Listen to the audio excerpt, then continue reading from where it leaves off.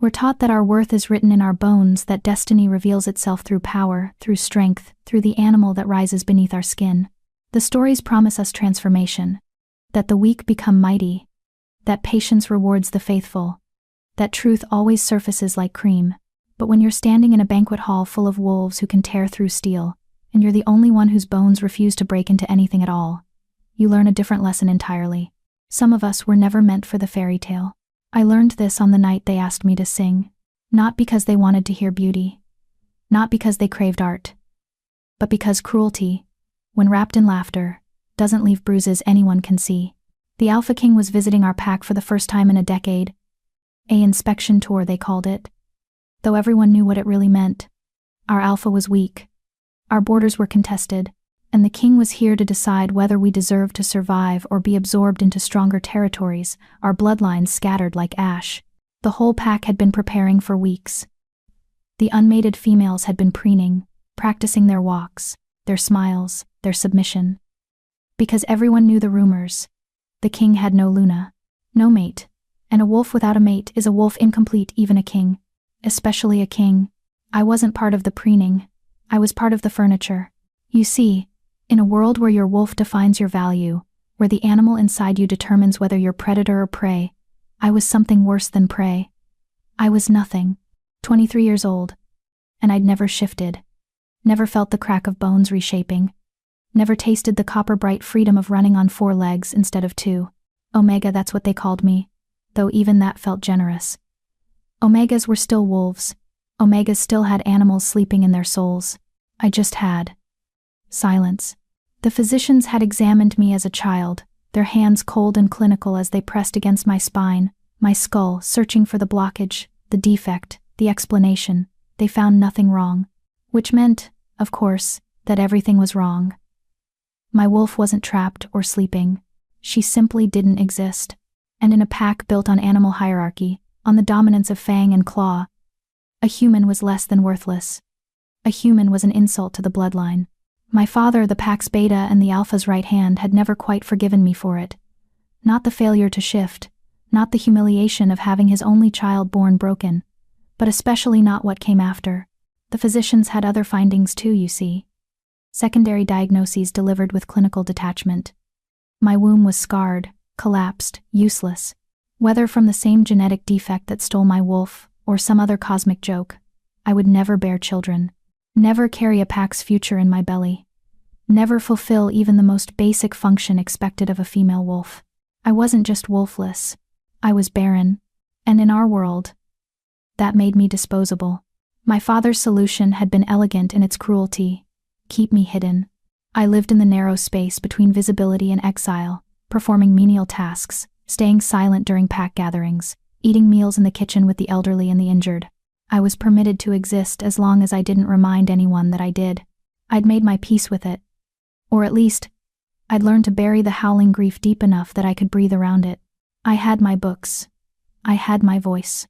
And I had my stories.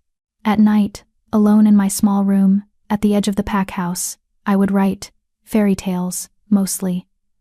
Romance and magic and transformations, all the things I would never have. I'd spin worlds where curses could be broken, where love saw past the surface, where happy endings weren't reserved only for the strong. It was pathetic, maybe, but it was mine.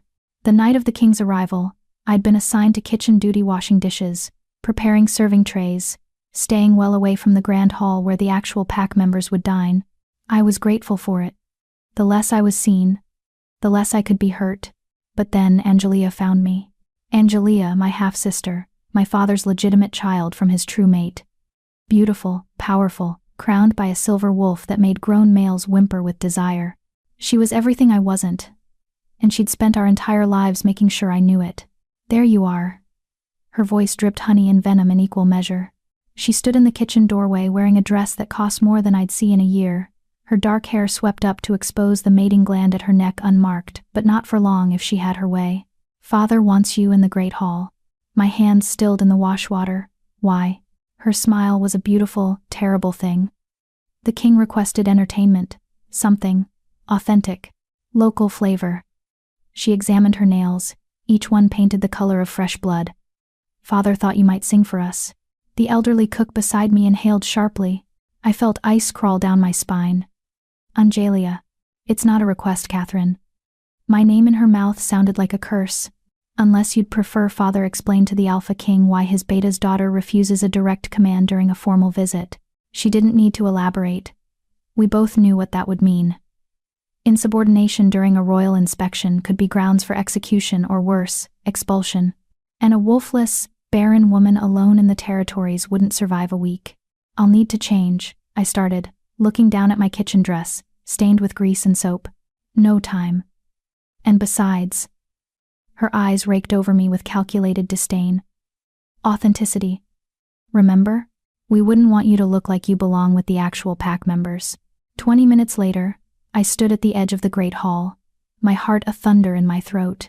The room was magnificent, vaulted ceilings painted with the history of our kind, long tables laden with food, and everywhere the scent of power. Wolves in human form, but barely contained. I could feel their animals pressing against their skin, could sense the constant evaluation, the hierarchy establishing itself with every glance and gesture. And at the head table, him, Alpha King Charles Washington. I'd seen paintings, heard descriptions, but nothing prepared me for the reality of him. He wasn't handsome in any conventional way. His face was too harsh, too angular, carved from stone and shadow. His eyes were the color of winter storms, pale, gray, and pitiless. His hair was black as a raven's wing, pulled back to expose a face that looked like it had forgotten how to smile. He wore his power like a second skin. Every wolf in the room oriented toward him unconsciously, the way flowers turn toward the sun. He was terrifying, and he was looking directly at me. Ah, there she is. My father's voice boomed across the hall, artificially jovial. Your Majesty, may I present my daughter, Catherine? She has a certain talent for music. The king's expression didn't change. Indeed. We thought, the Alpha interjected, shooting my father a conspiratorial grin, that your Majesty might enjoy hearing the Luna hymn. It's traditional sung at matings, at coronations. A sacred piece. Someone snickered. The sound rippled through the hall like blood in water. And I understood. The Luna hymn was sacred. It was performed only by mated females. Only by Lunas and high-ranking she-wolves. It was a song of power and fertility, of the moon goddess's blessing on a complete union. Having me wolfless, barren, unmated sing it was a mockery, a joke. They were making me humiliate myself for the king's entertainment. I looked at my father. His eyes held a warning, comply or be cast out. I looked at Angelia. Her smile was radiant with cruelty. I looked at the king, and his expression was nothing. Blank. Waiting. My voice came out barely a whisper. I would be honored, your Majesty. What else could I say? The hall fell silent, even the servants stilled. Someone dimmed the lights, making it theatrical, making it worse. I stood there in my stained kitchen dress, my hair falling from its braid, my hands trembling. And I opened my mouth to sing the one song I had no right to voice. But here's what they didn't know. Here's what no one knew. Because no one had ever cared to ask. I could sing. Not just carry a tune or hum along. I could sing the kind of singing that came from somewhere deeper than training, deeper than practice.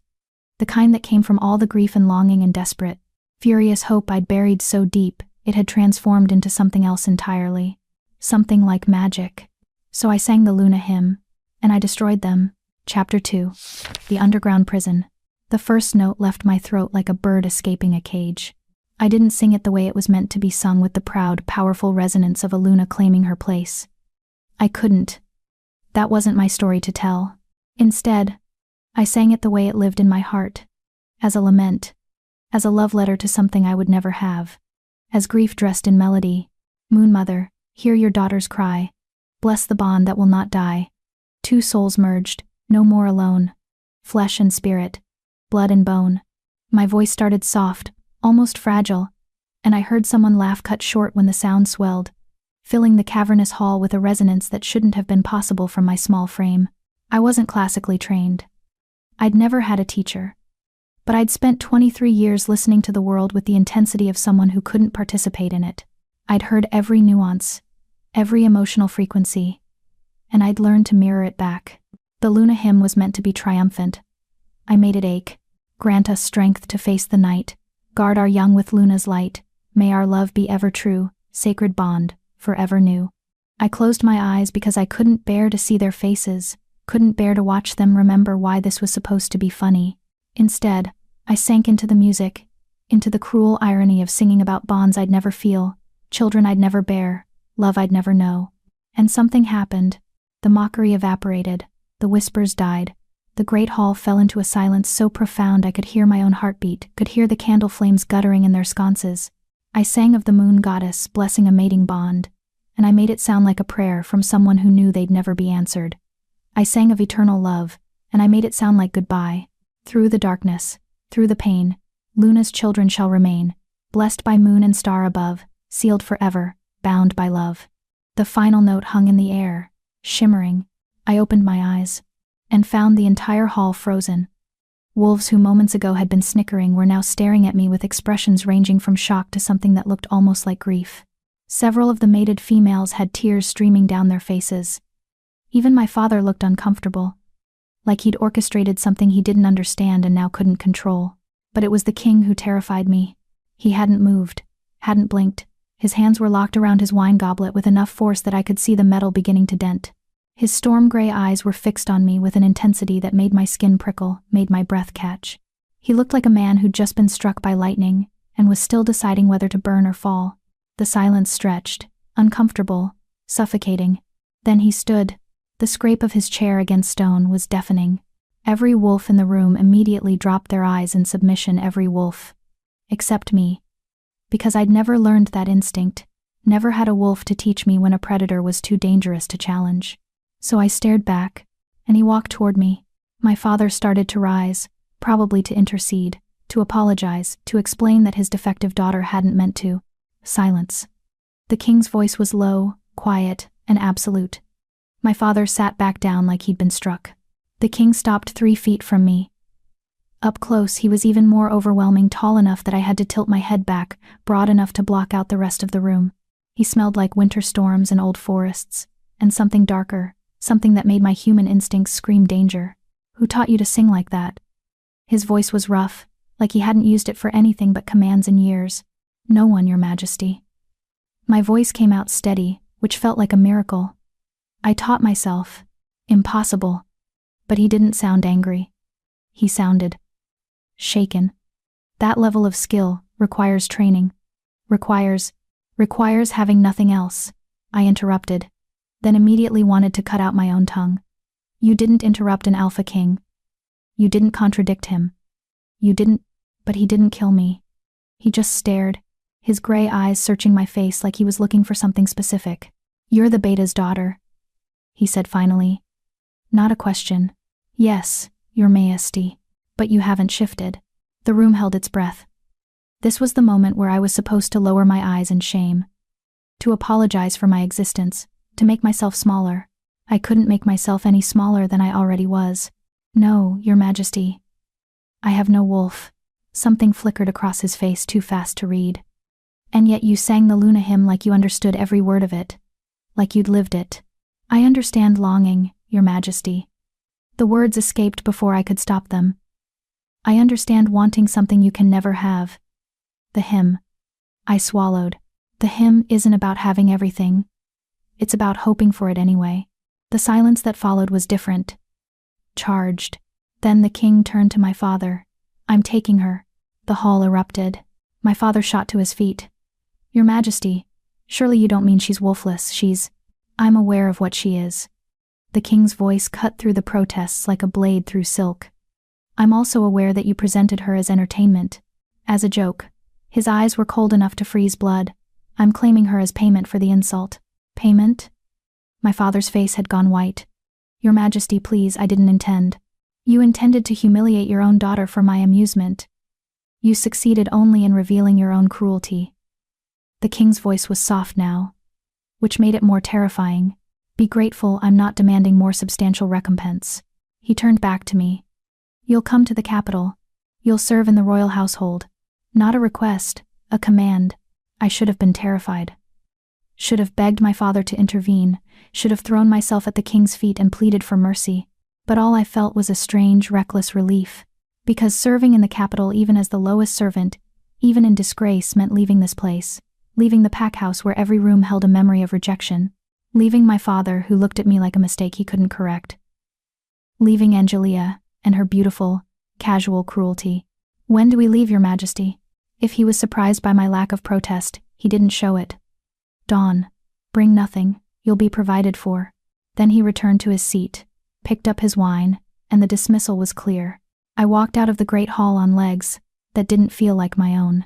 Behind me I heard my father trying to salvage the situation, heard the alpha making excuses.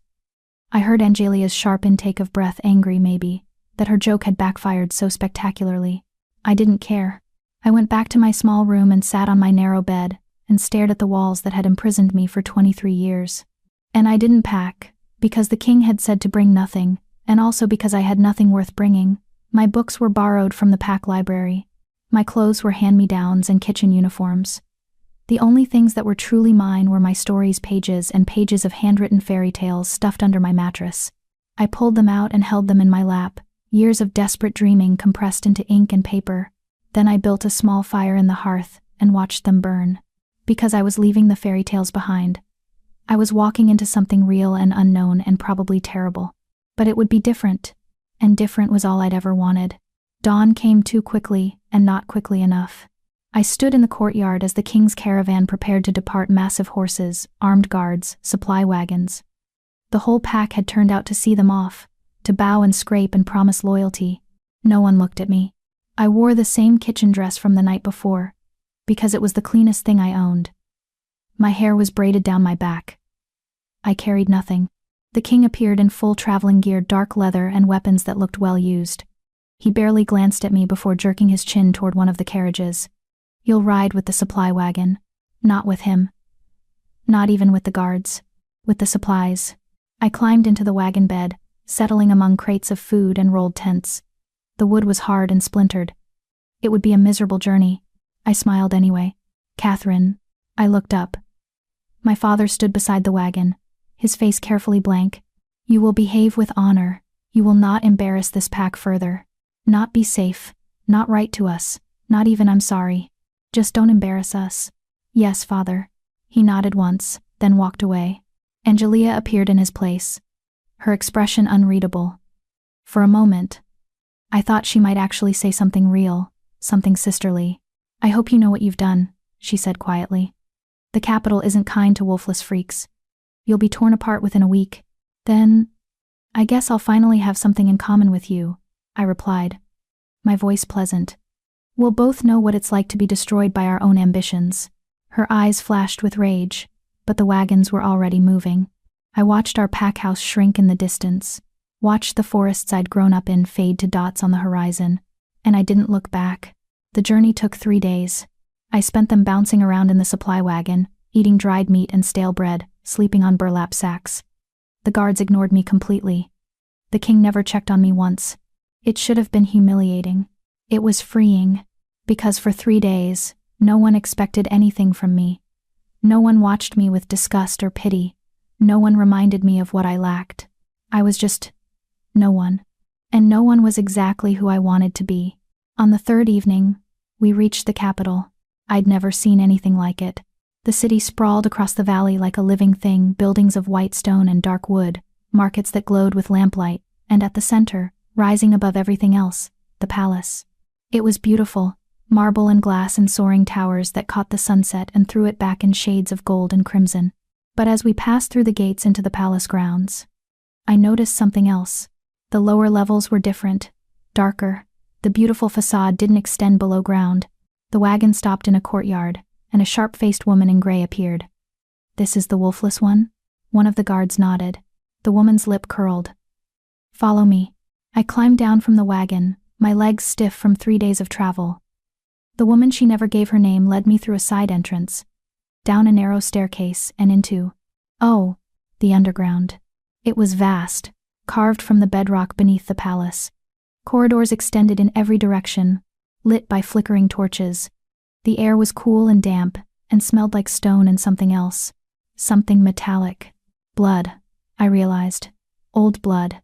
"You'll work in the lower kitchens," the woman said crisply. "You'll sleep in the servants' quarters." You'll not speak unless spoken to. You'll not go above ground without explicit permission. And you'll absolutely never go near the king's private chambers." She said that last part with particular emphasis, her eyes boring into mine. "Yes, ma'am." "Good. Someone will show you to your quarters. You start work at dawn." She swept away, leaving me alone in the corridor. I waited for someone to collect me, to show me where to go. No one came. The minutes stretched. The torches flickered. And slowly, I became aware that I wasn't alone. Faces appeared in doorways, servants, I assumed, though they moved with strange fluidity. They stared at me with expressions I couldn't read. Not quite hostile, but not welcoming either. More curious. Wary. Like they were trying to decide what I was. "You're the singer." A voice behind me. I turned to find a young woman, maybe 20. With dark skin and darker eyes. The one who made the king freeze. Word traveled fast, apparently. "I'm Catherine. I know who you are." She stepped closer, studying me. "What I don't know is why you're here. The king doesn't bring guests to the lower levels. I'm not a guest. I'm a servant. Servants don't arrive in the king's personal caravan." Her eyes narrowed. "And servants definitely don't get the king's protection." "I don't have the king's protection." "Then why?" she said slowly. "Did he explicitly forbid anyone from harming you?" My breath caught. "What?" "This morning. Before you arrived. He called a full assembly and declared that you were under royal protection, that anyone who touched you would answer to him personally." She tilted her head. "So I'll ask again, who are you, really?" "I'm no one," I whispered. "I'm just—" A scream cut through the air. We both froze. The scream came again, raw, agonized, barely human. It was coming from deeper in the underground. The young woman grabbed my arm. Don't ever go toward those sounds. Don't ask what they are. Don't even think about them. But someone's hurt. Someone's always hurt down here," she said grimly. "This is where the king keeps his monsters." She started to pull me away, but I resisted, my heart pounding. "What do you mean, monsters?" She looked at me with something like pity. "You really don't know, do you? You don't know what the king is. He's an alpha. He's cursed," she hissed. "And you just walked into his cage." Another scream. Closer now. And beneath it, a sound that raised every hair on my neck, a roar that wasn't quite wolf and wasn't quite human. Something other, something wrong. The young woman dragged me down a different corridor, into a small room with several cots. "Stay here, don't leave until morning. And for the love of the moon goddess, don't let your curiosity kill you." She shut the door, and I heard a lock click. I was alone in the dark, listening to screams echo through stone, and I finally understood. The king hadn't rescued me. He'd imprisoned me. Chapter 3. When fear meets courage. I didn't sleep. How could I, with those sounds crawling through the walls? Screams that cut off abruptly. Roars that made the stone floor vibrate. And underneath it all, a rhythmic pounding like something massive throwing itself against a door, over and over, testing the limits of its cage. I sat on the narrow cot and hugged my knees and tried not to think about what the young woman had said. Cursed. What did that even mean? Alphas were powerful, yes, but they were still wolves. Still bound by the same nature as the rest of their kind. Unless they weren't. Unless the king was something else entirely. Dawn came eventually. I could tell by the shift in the air, the way the screaming finally stopped, replaced by an exhausted, terrible silence. The lock clicked. The door opened. A different servant stood there, an older man with gray hair and kind eyes that had seen too much. "Come. You'll work in the lower kitchens today. Stay close to me, and don't speak to anyone." I followed him through the maze of corridors.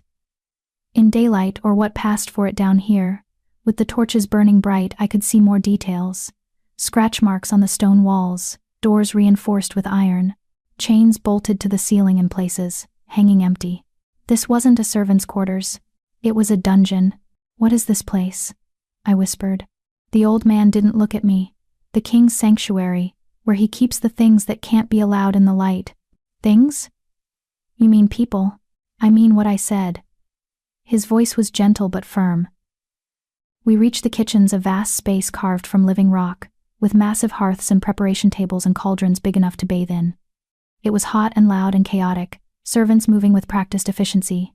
No one looked at me directly, but I felt their attention like pinpricks on my skin. The old man, his name was Thomas. I learned set me to work on menial tasks. Peeling vegetables, scrubbing pots, carrying water from the deep wells. It was mind-numbing work. It was also safe, predictable, and no one mocked me for being wolfless. Hours blurred together. My hands grew raw, my back ached. But there was something almost meditative about it, the simplicity, the lack of judgment. Until the whispers started. He's asking for her. Now? But it's only been one day. He specifically requested the singer. My hands stilled in the wash water. Thomas appeared at my elbow, his expression grim. The king wants to see you. My heart kicked against my ribs. Why? He doesn't explain himself to us. Thomas handed me a cloth to dry my hands. Come. Don't keep him waiting. He led me through different corridors, these ones ascending rather than descending, growing gradually lighter and more refined. The rough stone gave way to polished marble. The torches became crystal chandeliers. We were moving into the palace proper. Remember, Thomas said quietly as we climbed a final staircase. Whatever he asks, answer honestly. The king values truth above all else, even painful truth. What does he want with me? Thomas's expression was unreadable. That's between you and him. We stopped before massive double doors, black wood carved with wolves and moons. Thomas knocked once, then opened the door and gently pushed me inside. The doors closed behind me with a sound like a coffin ceiling. The room was magnificent. Floor-to-ceiling windows overlooked the city, letting in golden afternoon light. Bookshelves lined the walls, hundreds, maybe thousands of volumes. A massive desk dominated the space, covered in papers and maps, and the king, standing at the window with his back to me. He was dressed differently than at the banquet, simpler, in dark pants and a white shirt open at the collar. His black hair was loose around his shoulders. He looked almost human, until he turned around. Those storm-gray eyes locked onto me with an intensity that made my breath catch. Up close, in private, his presence was even more overwhelming. The air itself seemed to bend around him. You can sit, he said, gesturing to a chair near the desk. I sat, because my legs wouldn't hold me much longer. He studied me in silence, his expression unreadable. Then, do you know why I brought you here? To serve in your household, Your Majesty. No. He moved to the desk, leaning against it, arms crossed.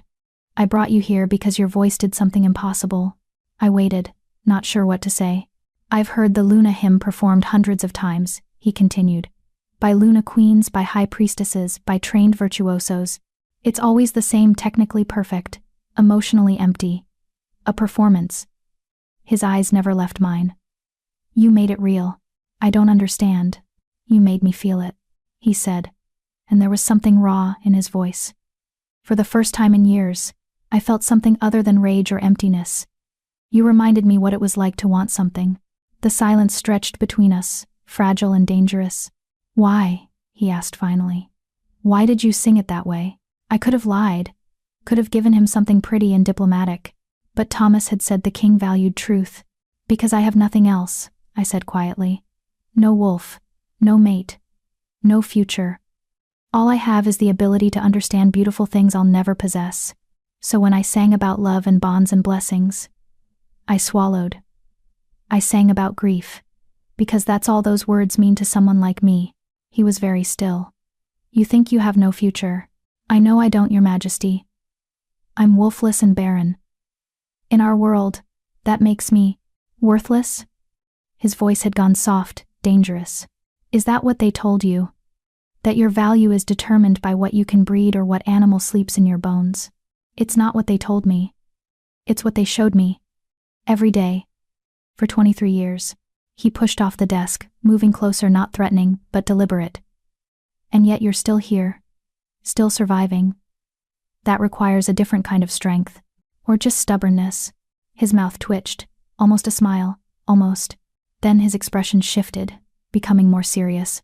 I want to make you an offer, Catherine. But first, I need you to understand what you'd be agreeing to. Dread pooled in my stomach.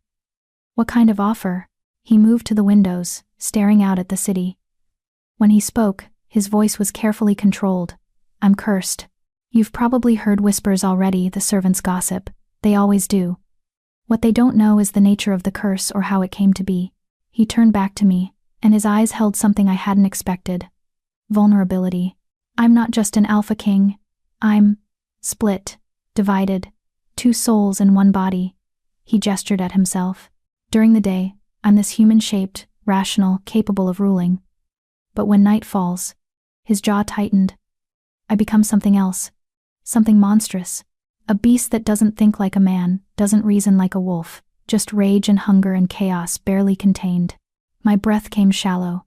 The screams last night were me, he confirmed, throwing myself against spelled walls because my other half wants to tear through this palace and everything in it. The only thing keeping the kingdom safe is this underground prison and the magic that binds me here after dark. I should have been terrified, should have run, but all I felt was a strange, horrified compassion. Why are you telling me this? Because I want you to stay, he said simply. Not as a servant, as something else. A companion, maybe. Someone to talk to when I'm still myself. Someone to... He hesitated, and I realized this powerful, terrifying king was struggling to find words. Someone to remind me I'm still human.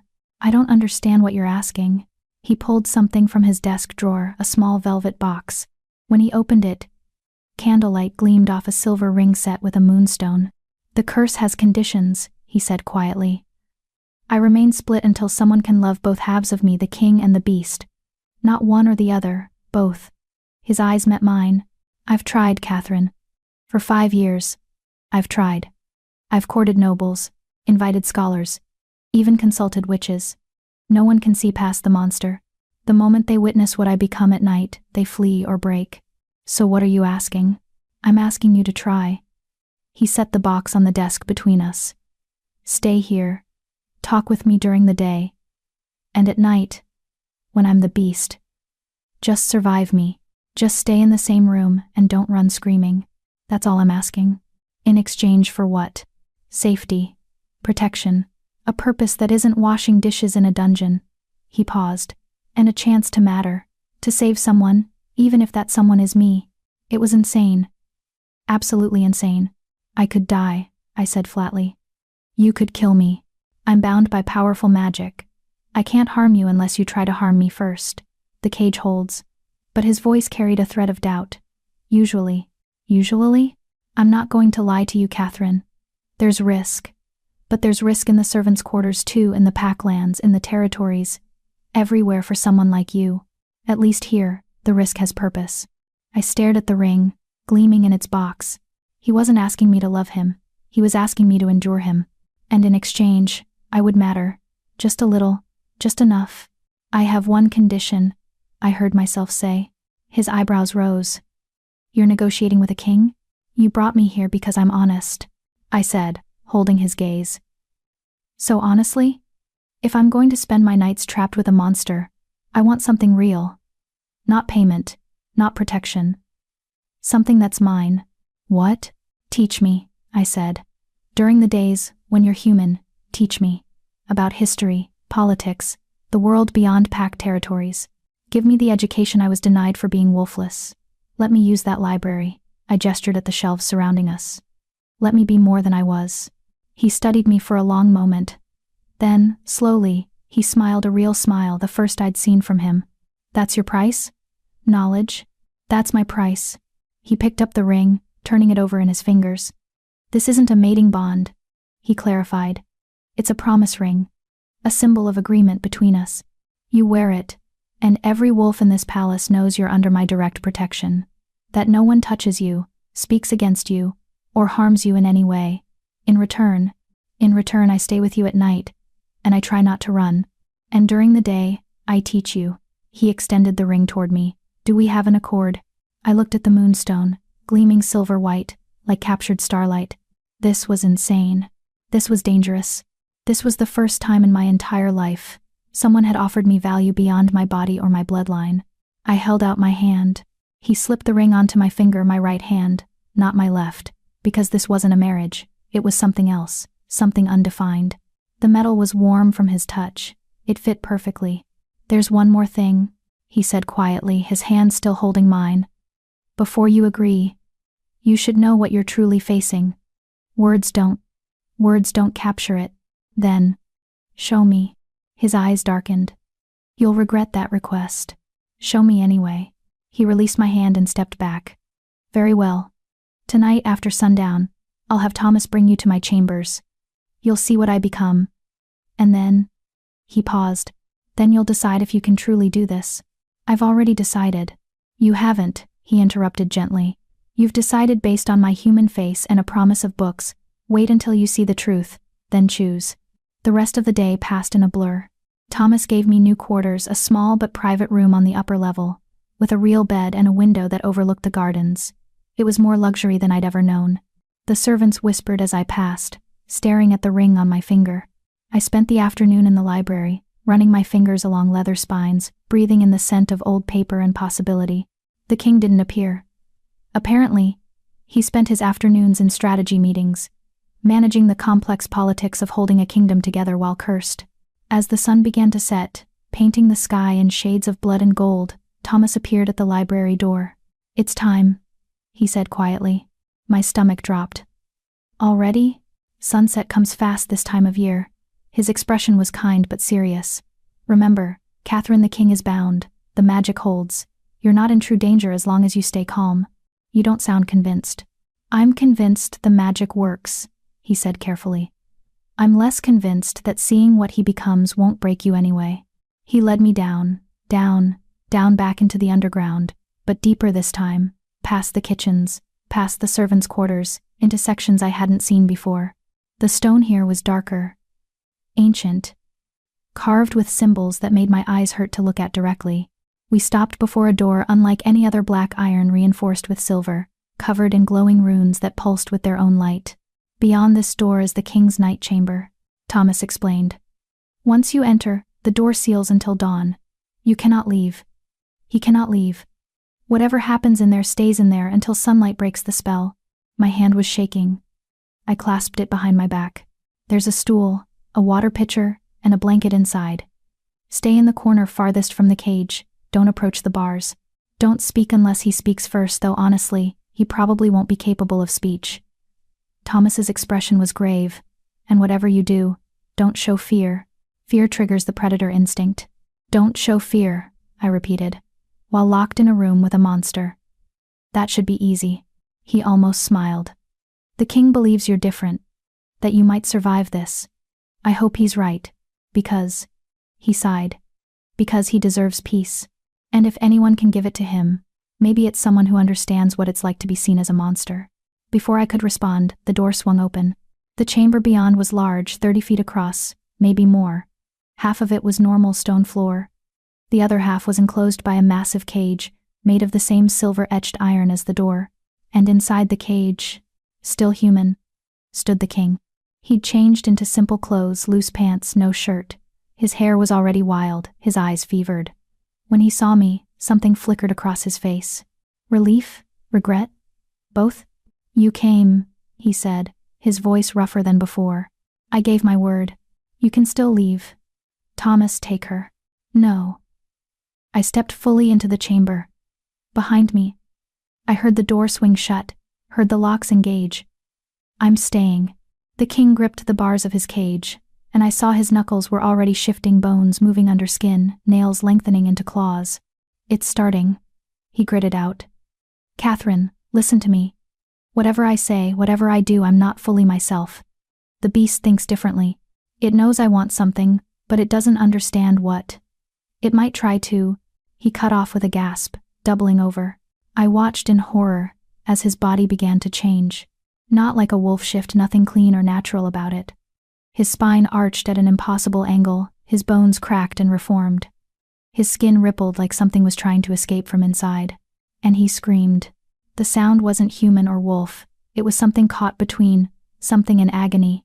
I pressed myself against the far wall, heart hammering, as the king disappeared and the beast emerged. It was massive, 7 feet tall, even hunched over, covered in dark fur that seemed to absorb light. Its face was wolf-like but wrong, too intelligent, too aware. Its eyes glowed the same storm gray as the king's, but feral, burning with barely contained violence. And it was staring directly at me. The beast circled inside its cage, movements liquid and predatory. Then it spoke, and oh God, it could speak. Its voice a gravelly rumble that resonated in my chest. Little songbird. You stayed. I couldn't answer. Could barely breathe. It pressed against the bars, testing them. The silver sizzled against its skin, but it didn't pull back. I can smell your fear. Tastes like honey and thunder. I'm not afraid, I lied, my voice barely a whisper. The beast laughed, a terrible sound. Liar. But a brave liar. It tilted its head, studying me. He wants you to love us. Both of us. As if anyone could love this. What do you want? I managed to ask. The beast went very still. Then, slowly, it sank into a crouch, still staring at me through the bars. Tell me a riddle, it said. Of all the things I expected, that wasn't it. What? A riddle. A puzzle. A question with no easy answer. Its eyes gleamed. If you want to survive the night, little songbird, give me something to think about instead of how breakable you are. My mind raced. A riddle. It wanted a riddle. And suddenly, I remembered the stories I used to write. The fairy tales where clever girls survived impossible situations with their wits instead of their strength. I took a shaky breath. I am given but never taken, I said. I can be broken but never held. I bind two souls but have no form. What am I?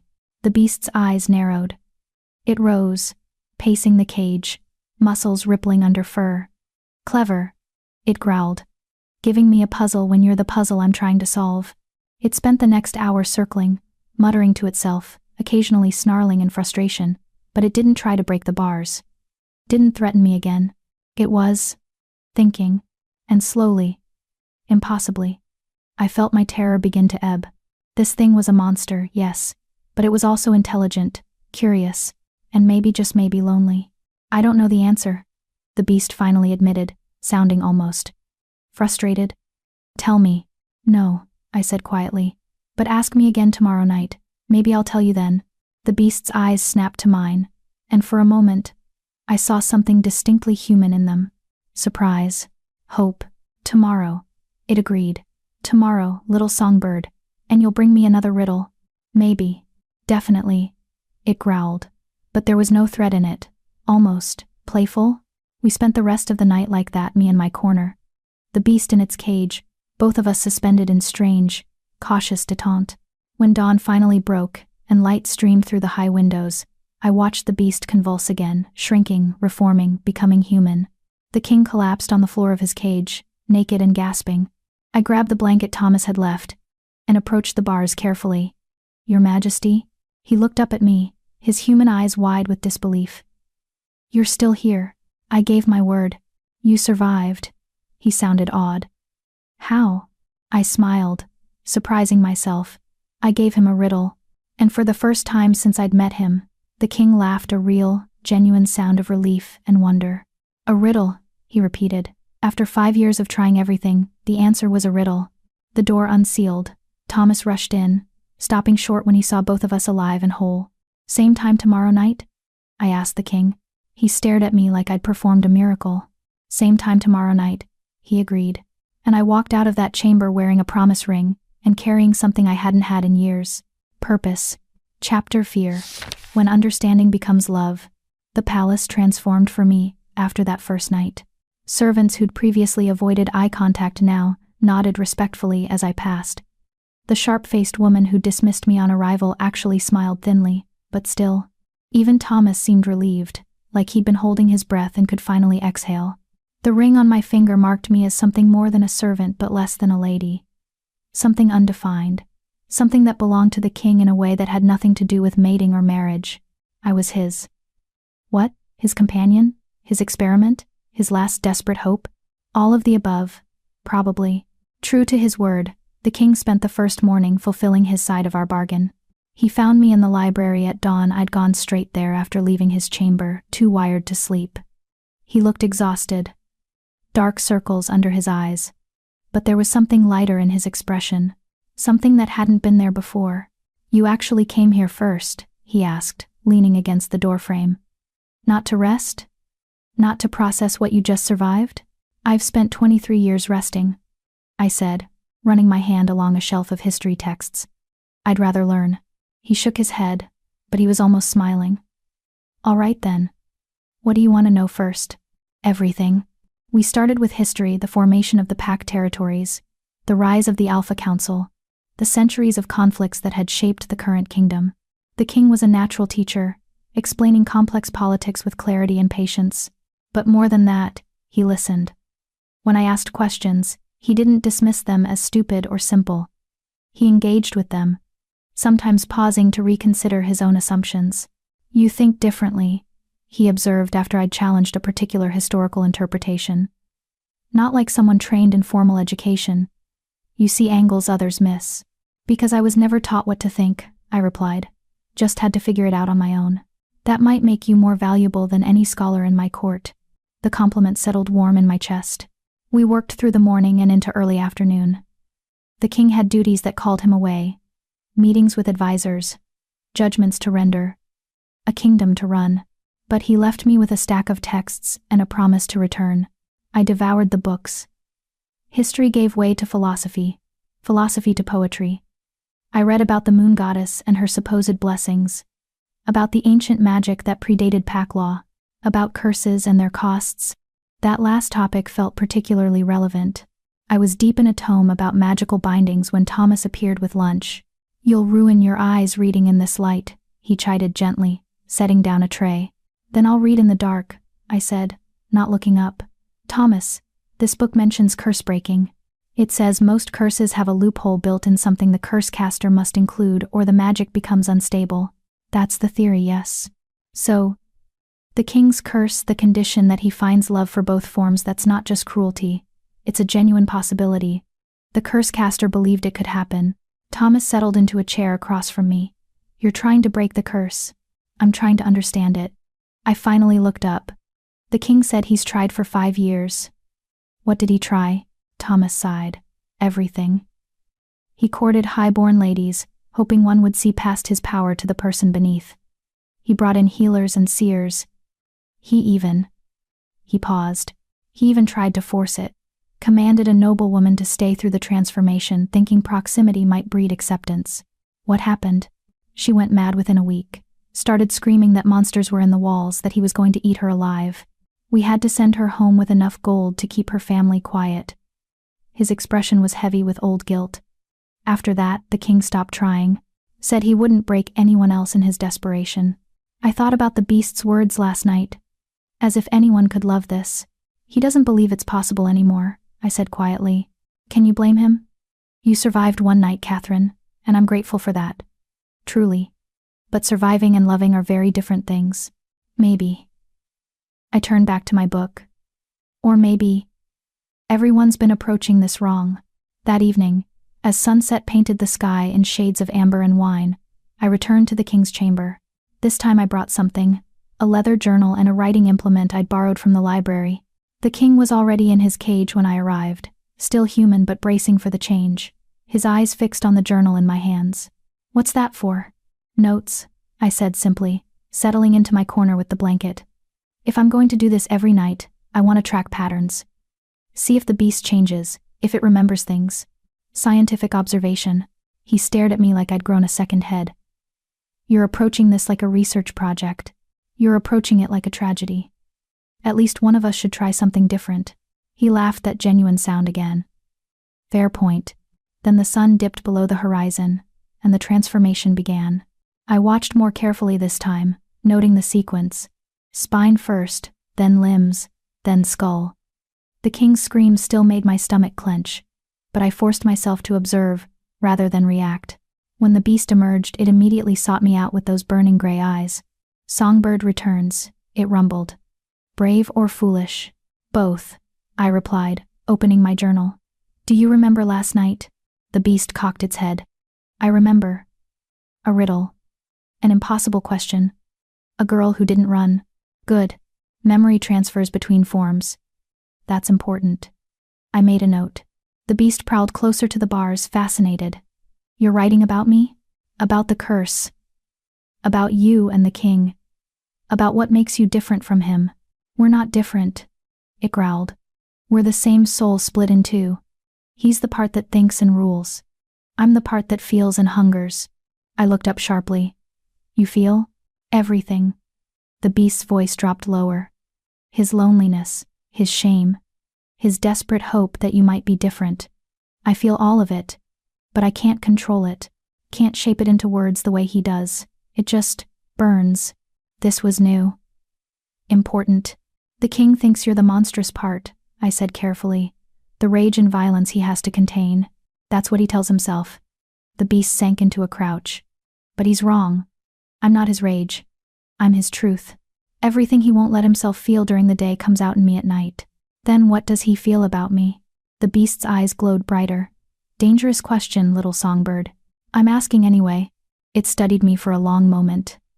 Hope, terror, fascination, guilt. It tilted its head. And something else. Something that scares him more than I do. What? Ask him yourself. The beast turned away. Now give me my riddle. I'd prepared for this. I am always coming but never arrive. I can be measured but never held. Kings fear me, and children ignore me. What am I? The beast began pacing, muttering to itself. I watched it think. Watched the intelligence burning behind the feral exterior. After an hour, it still hadn't guessed. But it wasn't frustrated, this time it was engaged. Alive in a way that seemed almost joyful. You're clever, it said eventually. Using riddles to keep my mind occupied. To stop me from obsessing over how fragile you are. Is it working? Perfectly. The beast settled onto the floor, still watching me. Tell me something, songbird. Why aren't you afraid of me? I didn't say I wasn't afraid. But you are less afraid than yesterday. Why? I considered the question carefully. Because you haven't hurt me. Because you're choosing to think instead of rage. Because... I paused. Because I've spent my whole life being seen as a monster too. Just a different kind. The beast went very still. They called you a monster? Not in those words. But yes, defective, broken, wrong. I met its burning gaze. At least you have an excuse. You're cursed. I was just born this way. You're not broken, the beast said, and its voice held something fierce, protective. You're perfect, exactly as you are. The words hit me like a physical blow. No one had ever said that to me. No one had even implied it. The king thinks that too, the beast continued. He's terrified to admit it because every woman he's hoped for has broken or fled. But when you sang that night, when you made the Luna hymn sound like grief instead of triumph, he saw himself in you. Someone beautiful and alone, and convinced they'll never be enough. My throat tightened. Stop. Why? Because it's true? Because you feel it too? Because this isn't part of our agreement, I managed. You're supposed to be a monster I endure, not someone who understands you. The beast moved closer to the bars. Too late, songbird. I already do. We stared at each other across the cage. The moment stretched, charged with something I couldn't name. Then I opened my journal and changed the subject. Tell me about the curse. How it was cast. What you remember. The beast was quiet for so long I thought it wouldn't answer. Finally, it was a witch. A powerful one. The king. It paused, working through the memory. He'd executed her daughter. The girl had used forbidden magic, killed 3 people. The law was clear. But the witch didn't care about law or justice. She cared about revenge. So she cursed him. She cursed him to be what he feared most, a monster. Split from his humanity, alone in his own skin. The beast's voice was bitter. She said he'd remain this way until he found someone who could love both halves. Someone who could see the beast and the king and want them both. That's not impossible, I said. Just difficult. It's impossible because anyone who sees me runs. Or breaks. Or the beast cut off, shaking its head. 5 years. 5 years of trying. You're the first person to survive more than 3 nights. How many nights until the curse breaks? Unknown. The witch wasn't specific. It laughed, sharp and dark. Could be a week. Could be a year. Could be never if you decide you can't stand this anymore. I'm not leaving. You say that now. I'm not leaving, I repeated firmly. I gave my word. And also, I hesitated. Also, I'm curious. About you. About whether someone really could love both halves. The beast's eyes widened. You're experimenting on us. We're experimenting on each other, I corrected. You need someone who won't run. I need to matter. This arrangement benefits us both. Except you're risking your life. I've been dying slowly my entire life. At least this is interesting. The beast made a sound that might have been laughter or despair. "You're insane." "Probably." I smiled. "Now, are you going to guess the riddle? Or should I give you a hint?" We spent the rest of the night like that, me asking questions, taking notes, occasionally teasing the beast with riddle hints. The beast pacing, thinking, gradually relaxing. When dawn broke, and the transformation reversed, the king collapsed as before. But this time, when I approached with the blanket, he caught my wrist gently. "Catherine," his voice was raw, "what the beast said about me is between you and him," I interrupted. "You're not responsible for what he feels." "But I am. We're the same person." "Are you?" I tilted my head. "Because from where I'm standing, you're two very different people forced to share a body. He's more honest. You're more careful. He feels everything. You think everything. That's not the same." He stared at me, something vulnerable in his expression. "You're defending him. The monster. I'm observing him objectively. There's a difference. No one has ever—" He stopped, swallowed hard. "No one has ever treated him like a person before. Like something worth understanding, rather than just surviving. Then everyone before me was an idiot." I pulled my wrist free gently. "Now get dressed. You're teaching me about economics today." His laugh was shaky but real. "You survived a night with a beast, and want to discuss grain taxes?" "I contain multitudes," I said primly. The days began to follow a pattern.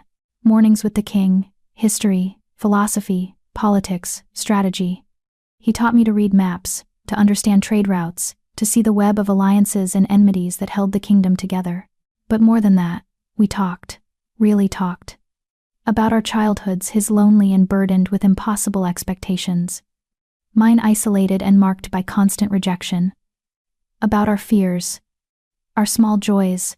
"I used to sneak into the kitchen as a child," he admitted one afternoon, "just to watch the servants talk and laugh together. They looked so easy, like they belonged to something.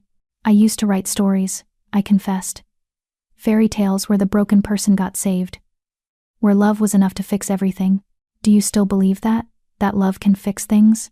"No," I said honestly. "But I believe it can make broken things bearable." He was quiet for a long time. Then, "Yes, I think you're right." Afternoons I spent alone, reading voraciously, filling gaps in my education. The library became my sanctuary, the books my companions.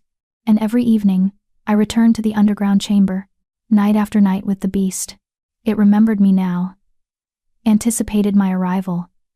Had riddles ready to trade because yes, the beast started giving me riddles too, testing my wit, challenging me back.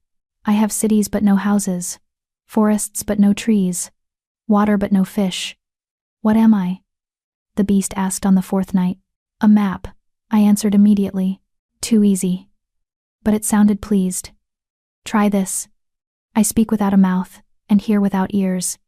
I have no body but come alive with wind. What am I?" I thought for several minutes. An echo. Clever songbird. The beast's approval was palpable. "You're learning. So are you. You're speaking more, using more complex sentences, because you give me things to think about beyond rage and hunger." It settled onto the floor of its cage, watching me with those burning eyes. "The king wonders if you're curing him." I know better. "Oh, you're not curing us. You're teaching us we're not as broken as we thought." The observation struck deep. Because the beast was right, I wasn't fixing the king, I was just being present. Accepting both halves of him without trying to change either one. Maybe that was enough. On the seventh night, something shifted. The beast emerged as always, but it didn't immediately seek me out. Instead, it stared at its own claws, flexing them experimentally. "I remember something," it said quietly. "What?" "Her. The witch who cursed us." It looked up, eyes distant. I remember what she said after casting the spell, the exact words. I grabbed my journal. "Tell me," she said, "you will be split until someone sees you wholly. Not the king alone, not the beast alone, but the truth of both at once. When someone looks at you with both halves visible and still chooses to stay, then and only then will you be free." I wrote it down, mind racing. Both halves visible, but you're only visible at night. During the day, you're hidden. Exactly. The beast's voice was bitter. The curse requires someone to love what they can't see. How do you love what you can't perceive? What if? An idea was forming. What if the point isn't that they see both forms physically? What if it's about understanding both halves exist and accepting them equally? Meaning someone would have to know about you, the beast, and still want the king, and know about the king and still accept the beast, not choosing one over the other, but wanting both. The beast went very still. You're describing yourself. I'm describing a theory. But my heart was hammering. You spend your days with him, your nights with me, you know both of us, you've chosen to stay with both. The beast's voice dropped lower. So why hasn't the curse broken? Because knowing and loving are different things, I said quietly. Are they? It moved closer to the bars. Tell me honestly, Songbird. Do you care about us? That's not a fair question. Answer it anyway. I met its burning gaze. Yes. I care about both of you. You're both fascinating and frustrating and more alone than anyone should be. And I stopped. Not sure I could say it. You what? I look forward to seeing you both, I admitted. Every day, every night. This strange arrangement has become the best part of my life. So yes, I care, but caring and loving are closer than you think, the beast finished. We stared at each other. Something profound settling between us. Tomorrow night, the beast said finally. Tomorrow night, I'll tell you the answer to the first riddle, the one about being given but never taken. You solved it? I've always known the answer, it said quietly. I was just waiting for you to be ready to hear it. Dawn came too quickly. When the king emerged from the transformation, he looked at me with an expression I couldn't read. The beast told you about the witch's exact words, he said, not a question. Yes. And you're still here. Where else would I be? He crossed the space between us, stopping just inches away. We were close enough that I could see the silver flecks in his gray eyes, could feel the warmth radiating from his skin. Catherine, he said softly. I need to tell you something. Something I should have said days ago. What? I'm falling in love with you. The words were raw, honest. I know that wasn't part of our agreement. I know you just wanted knowledge. And I wanted survival. But somewhere between riddles and history lessons, I stopped thinking of you as an experiment. And now he swallowed hard. Now I can't imagine you leaving. My breath caught. Your Majesty. Charles, he interrupted. When it's just us, call me Charles.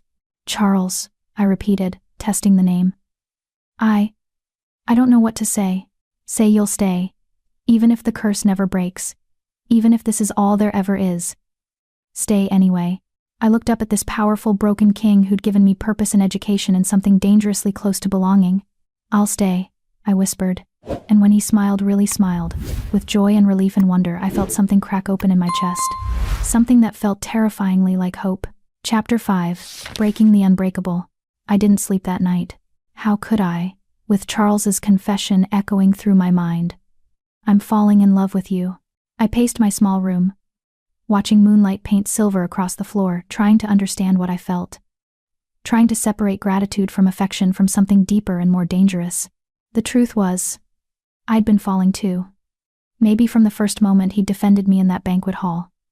Maybe from the first morning he'd listened to my questions like they mattered. Maybe from the first night the beast had called me Songbird and treated my mind like something precious. But love? Love required belief in fairy tales, in happy endings, in the possibility that broken things could be whole.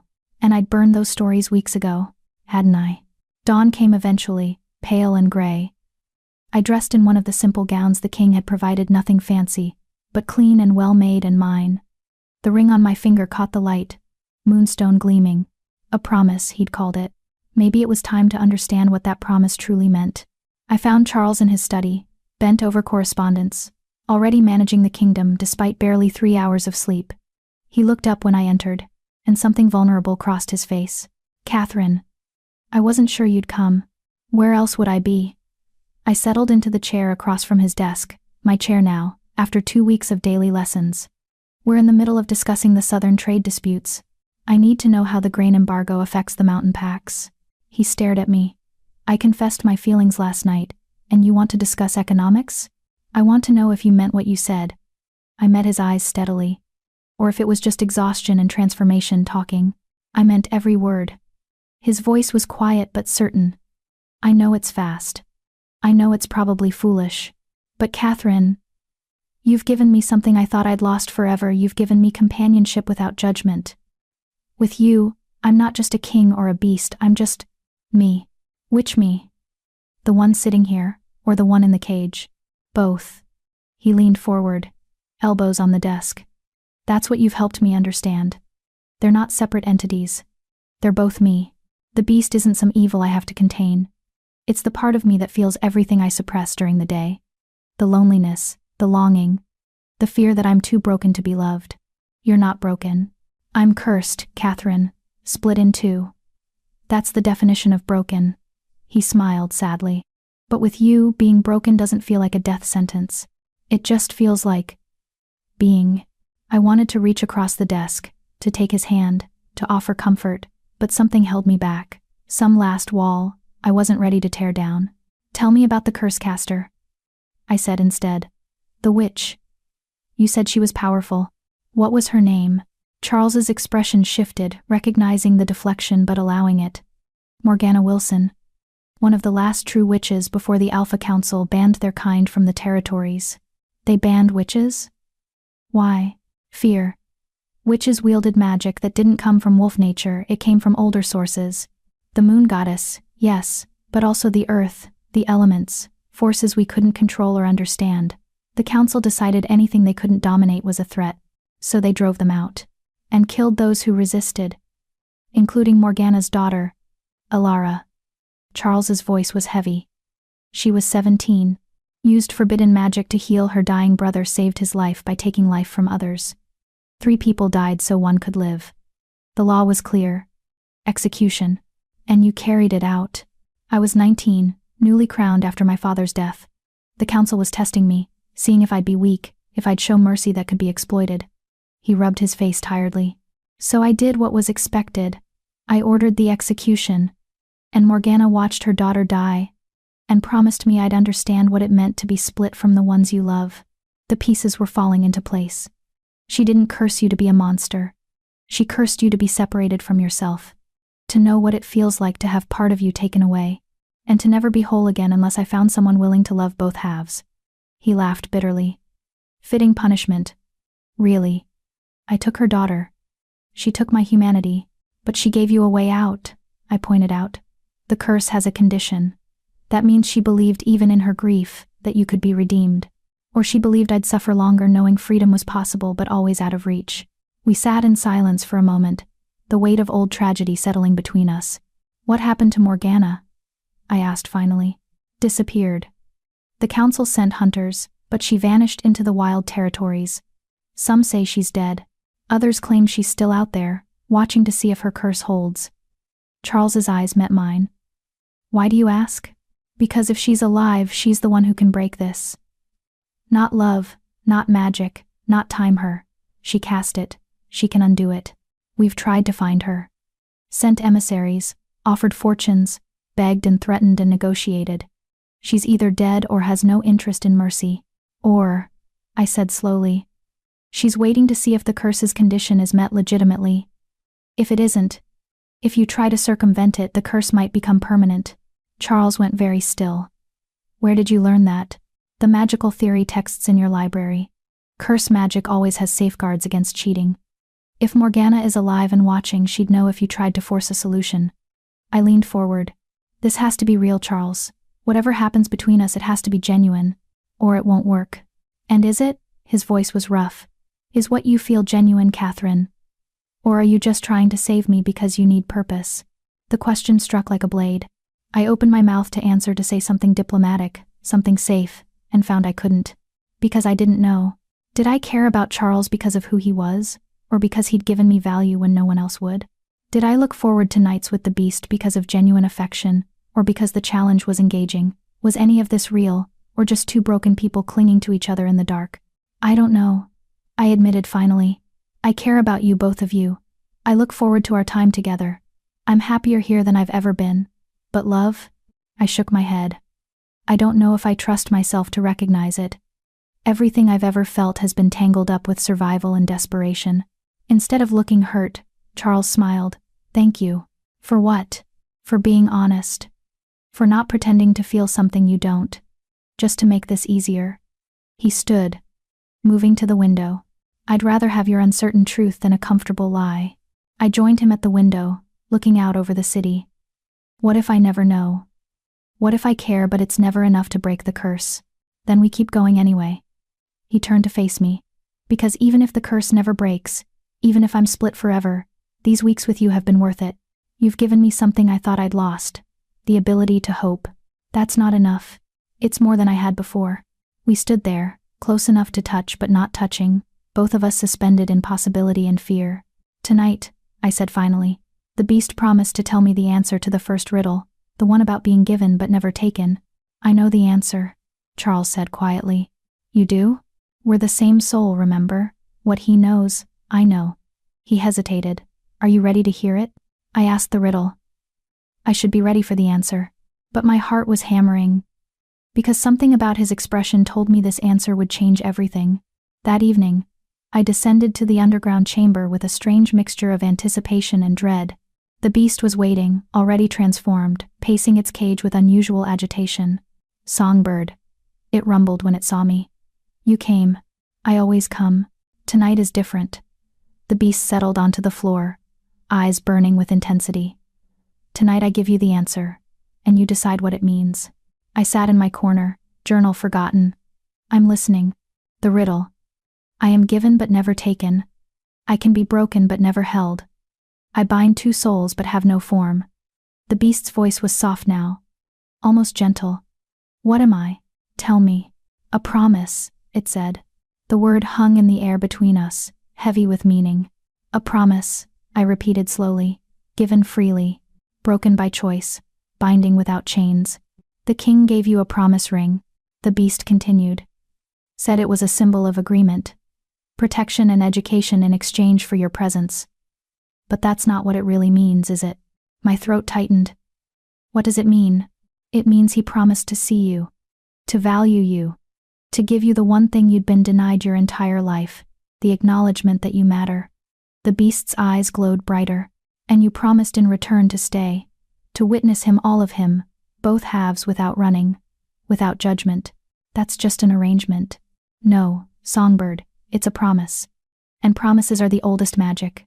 The beast moved closer to the bars. When I asked you that riddle on the first night, I was really asking, do you understand what you're entering into? Do you know what it means to promise yourself to someone like us? I didn't promise myself. You did. The beast's voice was certain. The moment you put on that ring, the moment you chose to return night after night. Promises don't need words, Catherine. They just need choice, repeated over and over until it becomes truth. I stared at the moonstone on my finger, seeing it differently now.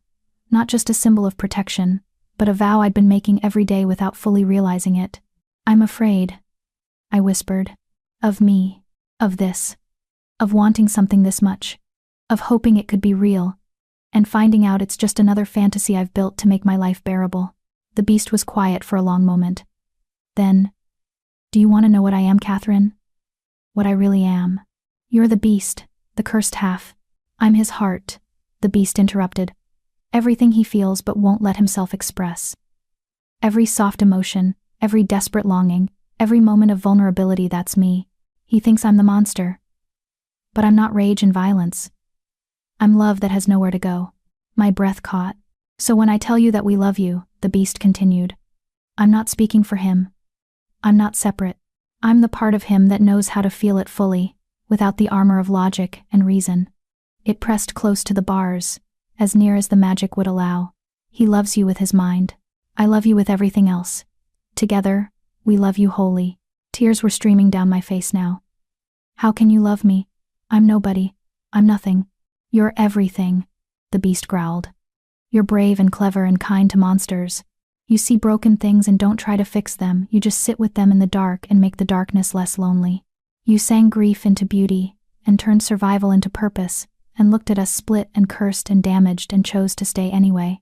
Because I had nowhere else to go. Liar. But the beast's voice was gentle. You could have refused. Could have begged your father to take you back. Could have fled to another territory. Could have found 100 ways to escape. But you stayed. Not because you had to, because you wanted to. The truth of it slammed into me. I'd been telling myself this was survival. That I was just making the best of a bad situation. that my feelings were gratitude mixed with loneliness. But that was a lie I'd been hiding behind. The truth was simpler and more terrifying.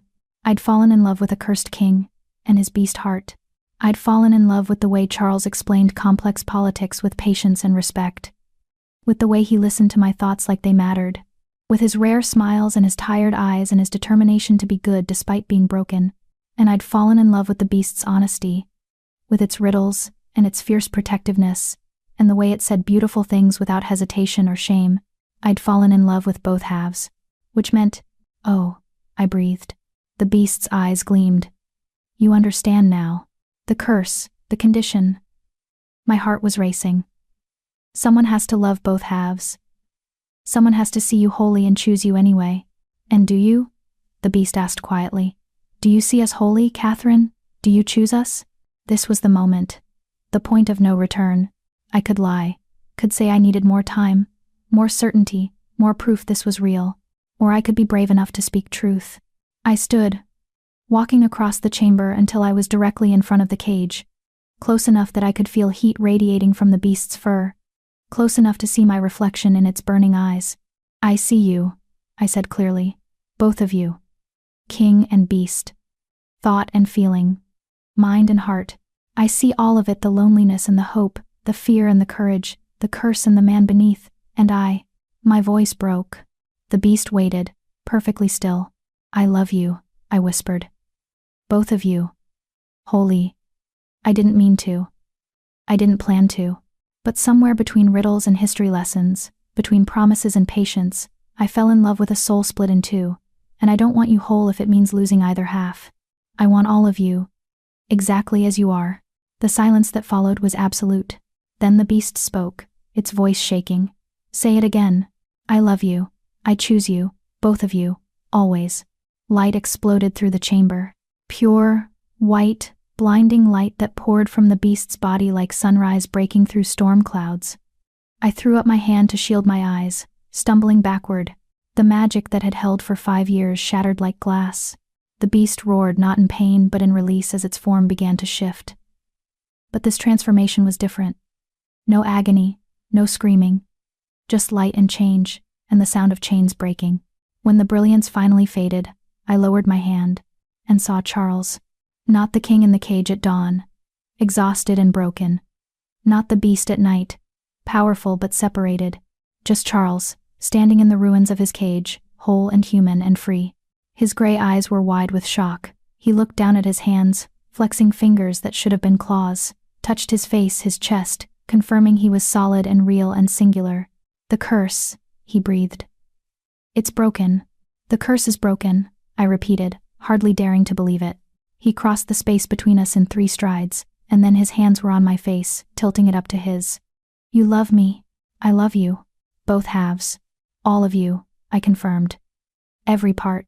And then he was kissing me desperately, deeply, like a man drowning who'd just found air. His lips were soft and urgent, his hands shaking as they framed my face. And I kissed him back with everything I had. When we finally broke apart, both gasping, he pressed his forehead to mine. "I'm whole," he whispered, wonder in his voice. "For the first time in 5 years. I'm whole. I can feel everything again. The beast's emotions. But integrated, part of me instead of separate. Like I'm finally..." He swallowed hard. "Finally complete. How does it feel? Like waking up, like coming home." He pulled back just enough to look at me, like finding the part of my soul I didn't know was missing. I smiled through tears. "That's the worst poetry I've ever heard." He laughed, that genuine, joyful sound. "Give me time. I've been cursed for 5 years. My romantic skills are rusty. You'll have time," I promised. "All the time in the world." We stood there in the wreckage of his cage, holding each other as dawn light began filtering through the high windows. The magic was gone. The curse was broken. And for the first time in either of our lives, we weren't alone anymore. The palace erupted with the news. The servants wept with relief. The advisors celebrated. Messages were sent to the packs, to the council, to every corner of the kingdom. The Alpha King was whole again. But Charles barely noticed the commotion. He was too busy looking at me like I'd hung the moon. "Marry me," he said that afternoon, in the library where we'd spent so many mornings. I blinked. "What?" Marry me. Not because of the curse or the promise or any agreement. He took my hands in his. Marry me because I love you. Because you see me holy and I see you the same way. Because you're brave and brilliant, and the only person who's ever looked at my broken pieces and called them beautiful. I'm still wolfless, I said quietly. Still barren. I can't give you heirs, can't strengthen your bloodline. I don't care. His voice was fierce. You gave me back my soul, Catherine. That's worth more than 1,000 heirs. And if we want children, we'll find another way. Adoption, guardianship, whatever. But I don't want you for your womb or your wolf. I want you for your mind and your heart, and your terrible habit of asking questions that make me reconsider everything I thought I knew. I stared at him. This powerful king who'd once been a beast, who'd taught me I was worth more than my defects. Yes, I whispered. Yes, I'll marry you. His smile was radiant. He pulled me into his arms, spinning me once before kissing me thoroughly. Your Majesty. Thomas appeared in the doorway, then stopped short. Oh. Should I? Come in, Charles said, not letting me go. You should hear this first, Thomas. You've stood by me through everything. Thomas entered cautiously, his old eyes sharp. Hear what, Your Majesty? I'm getting married. Catherine has agreed to be my Luna Queen. Thomas's face transformed, shock, giving way to joy, giving way to tears. Your Majesty. Miss Catherine. His voice broke. I'm so very happy for you both. You'll stand with me at the ceremony, Charles declared. You and the few others who never gave up hope. It would be my honor. Thomas bowed deeply. Then, with a sly smile. Should I inform the council that the king has chosen a Luna? Inform them, Charles said, and tell them that any objections to my choice will be considered treason. I elbowed him. You can't threaten your council. I'm the king. I can do what I want. You're impossible. And you love me anyway. He kissed my temple. See? Perfect match. That night, the first night in 5 years, Charles didn't have to be locked underground. We stood on the palace balcony and looked out over the city. What happens now? I asked, leaning into his warmth. Now. He wrapped his arms around me. Now we plan a wedding. Now we rule together. Now we live. Just like that. Just like that. He paused. Though there is one thing I need to tell you. Dread touched my spine. What? The beast, he's still here. Not separate anymore, but present. I can feel his thoughts, his emotions, integrated with mine. It's like having all my feelings accessible again after years of numbness. He turned me to face him. Is that gonna bother you? That part of me will always be a little wild, a little inhuman? I cupped his face in my hands. Charles. I fell in love with the beast too, remember? I don't want you to lose that part. I want all of you. His eyes gleamed, and for just a moment, I saw a flicker of gold in the gray. The beast, acknowledging me. He says thank you, Charles murmured. And that you're still his songbird. I smiled. Always. We stood there under the stars, whole and together and free. And somewhere in the wild territories, in a cottage hidden by ancient magic, a witch with grief-worn eyes felt the curse break. Morgana Wilson stood at her window, looking toward the distant palace, and let herself cry, not from anger this time but from release. Her daughter was gone. That wound would never fully heal. But the king had learned, had suffered, had finally understood what it meant to be split from yourself. And he'd found someone willing to love him anyway. Redemption, she whispered to the night. Perhaps there is such a thing after all. She waved her hand, and the scrying bowl on her table went dark. The curse was fulfilled. Her part in this story was done. And maybe, just maybe, that was enough. Chapter 6. Proving worth without shifting. The 3 weeks following the curse breaking were a whirlwind. Wedding preparations consumed the palace seamstresses measuring me for gowns I'd never dreamed of wearing. Advisors arguing over guest lists and ceremony protocols. Servants transforming the great hall into something out of a fairy tale. I felt like I was living in one of my old stories. The broken girl saved by love, elevated to queen, given her happy ending. Except real life was messier than fairy tales. The council had opinions about Charles's choice of Luna. She's wolfless, Your Majesty, Councilman Aldrich said during their first formal meeting after the announcement. He was an older alpha, silver-haired and sharp-eyed, from one of the most powerful pack territories. No disrespect to Miss Catherine, but tradition required I remain cursed for eternity, Charles interrupted coldly. Catherine broke a 5-year curse through genuine love and courage. I'd say that makes her more qualified than any noble-born female you could suggest. But the bloodline will be secure. Charles's voice dropped to a dangerous purr. Or are you questioning your king's judgment? Aldrich had the sense to back down. Of course not, Your Majesty. I simply want to ensure. What you want, another voice cut in, is to control who the king takes as his mate. I'd been standing quietly in the corner. Charles had invited me to observe council proceedings, teaching me the political landscape I'd soon be navigating. But now all eyes turned to the speaker, Councilwoman Thera, leader of the Northern Territories. She was younger than Aldrich, dark-skinned and sharp-featured, with a reputation for brutal honesty.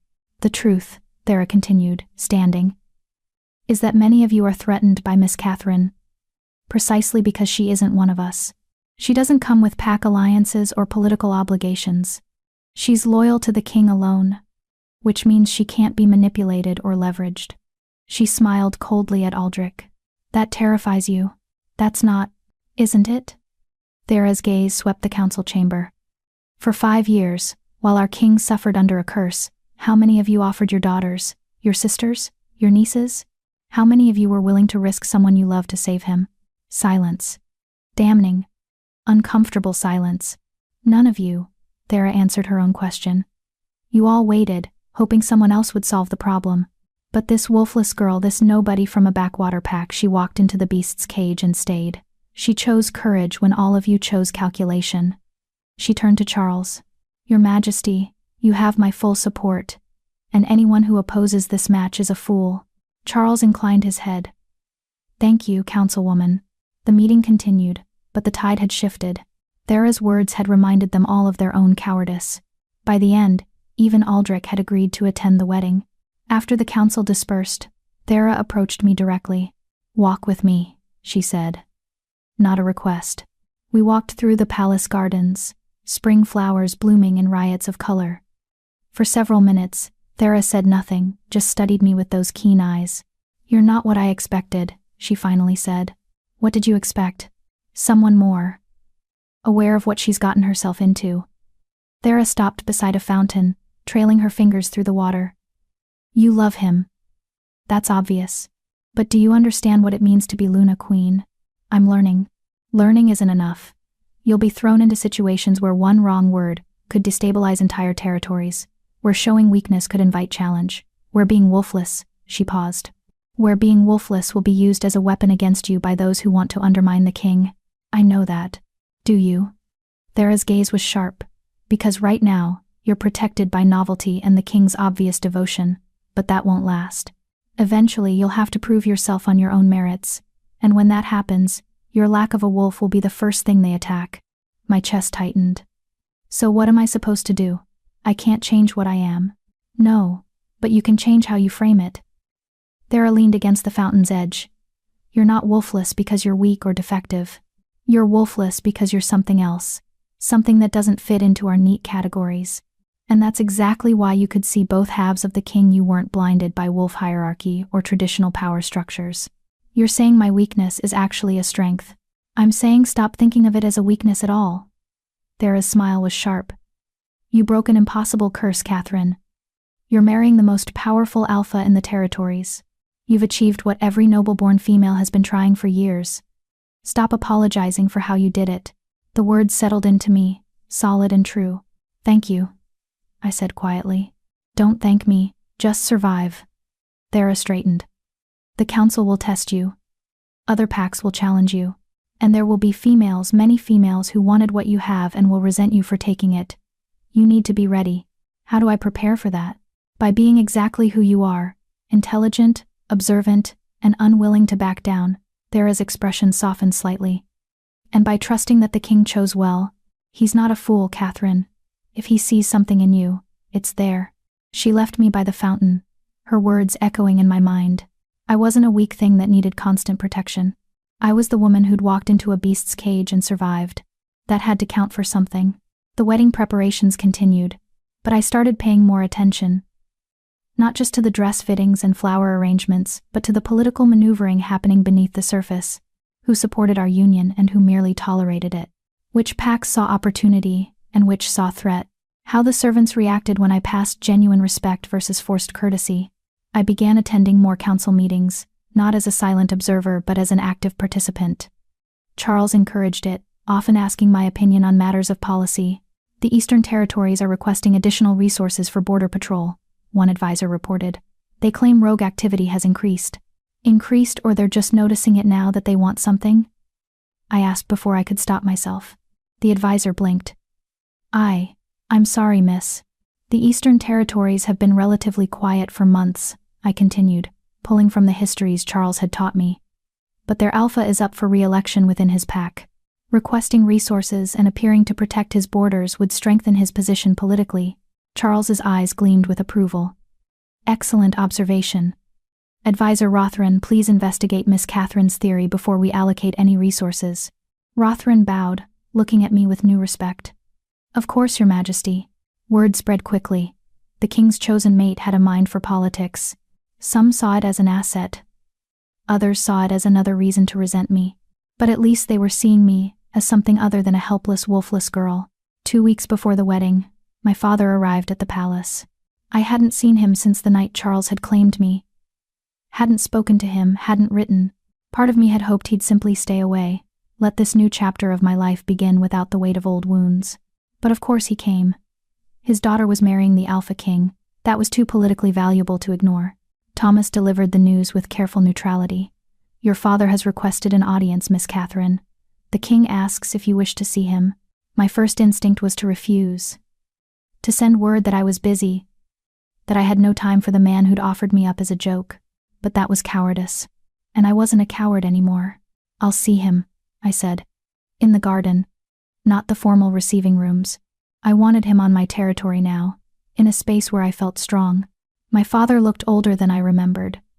More gray in his hair, deeper lines around his eyes. He bowed when he saw me, actually bowed, like I was someone who mattered. Catherine, you look, well. I am well. I kept my voice neutral. Why are you here, father? To congratulate you, of course. To see my daughter before her wedding. He smiled, but it didn't reach his eyes. I'm proud of you, Catherine. To have caught the king's attention, to have broken his curse. I didn't break the curse to catch his attention, I interrupted. I broke it because I fell in love with him. Both halves of him. Because he saw value in me when you never did.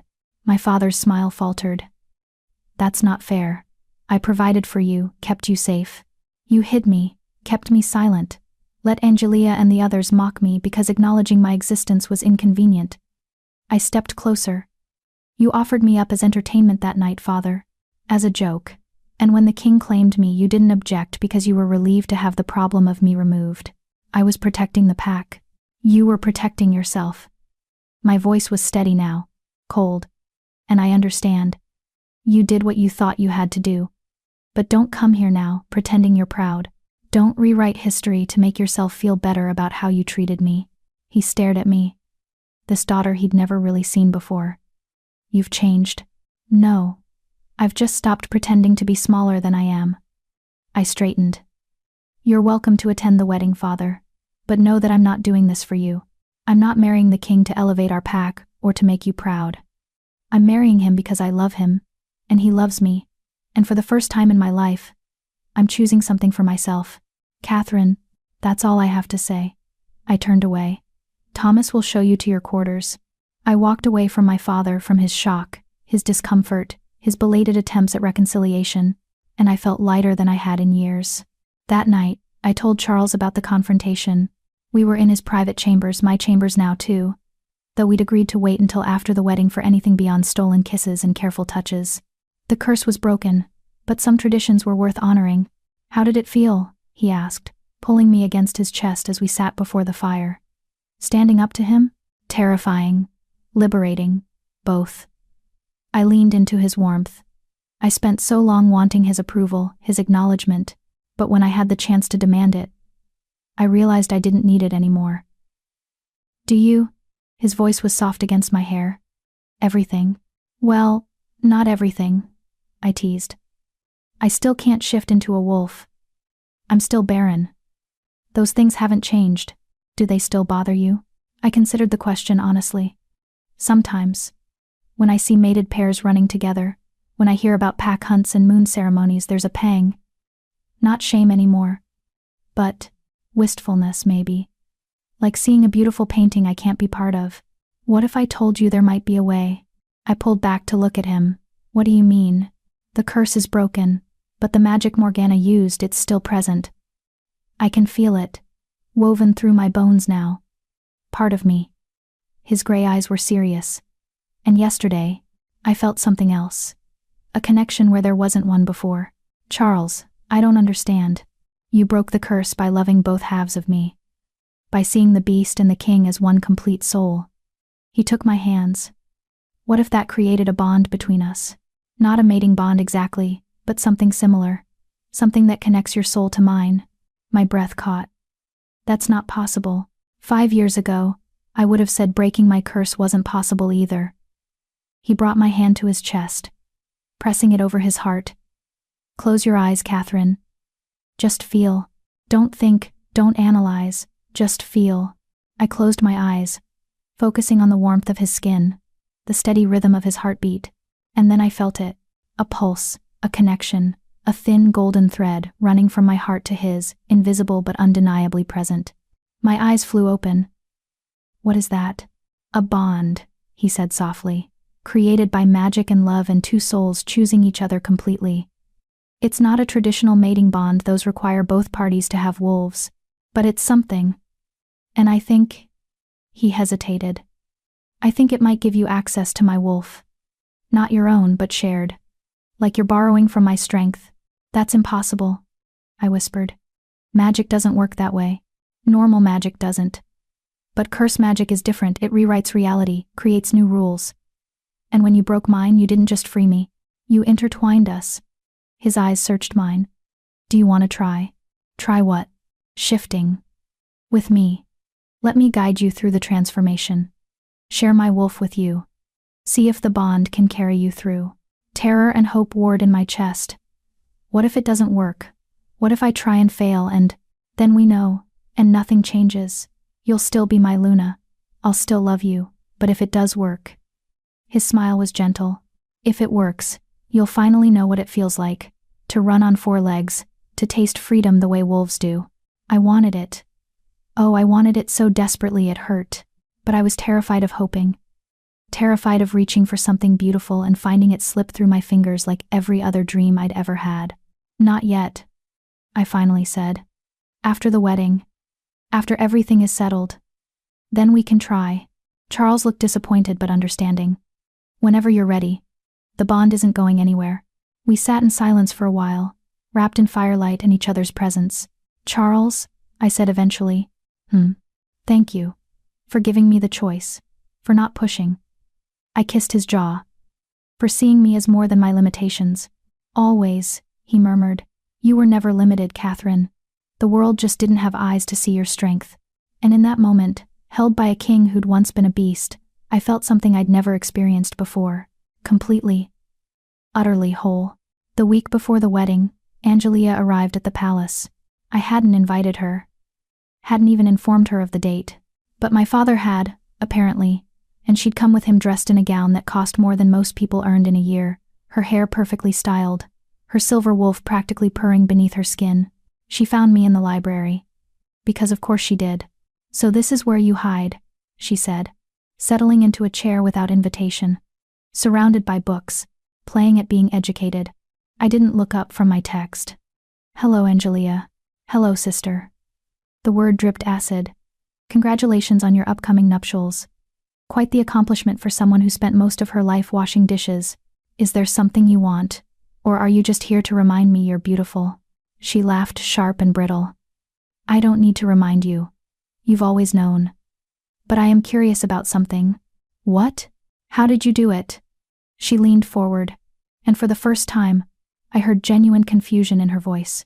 How did someone like you, wolfless, barren, nobody end up here, marrying the most powerful alpha in the territories? I finally set down my book and met her eyes. I was myself. That's all. I didn't pretend to be something I wasn't. I didn't try to be you or anyone else. I just was honest. That's it? Honesty? She sounded almost angry. I've been perfect my entire life, Beautiful, powerful, desirable. And yet you're the one wearing a queen's ring. Maybe that's why, I said quietly. Maybe he didn't want perfect. Maybe he wanted real. Angelia stared at me. Something unreadable in her expression. Envy. Yes. But also, something that looked like loss. I could have had this, she whispered.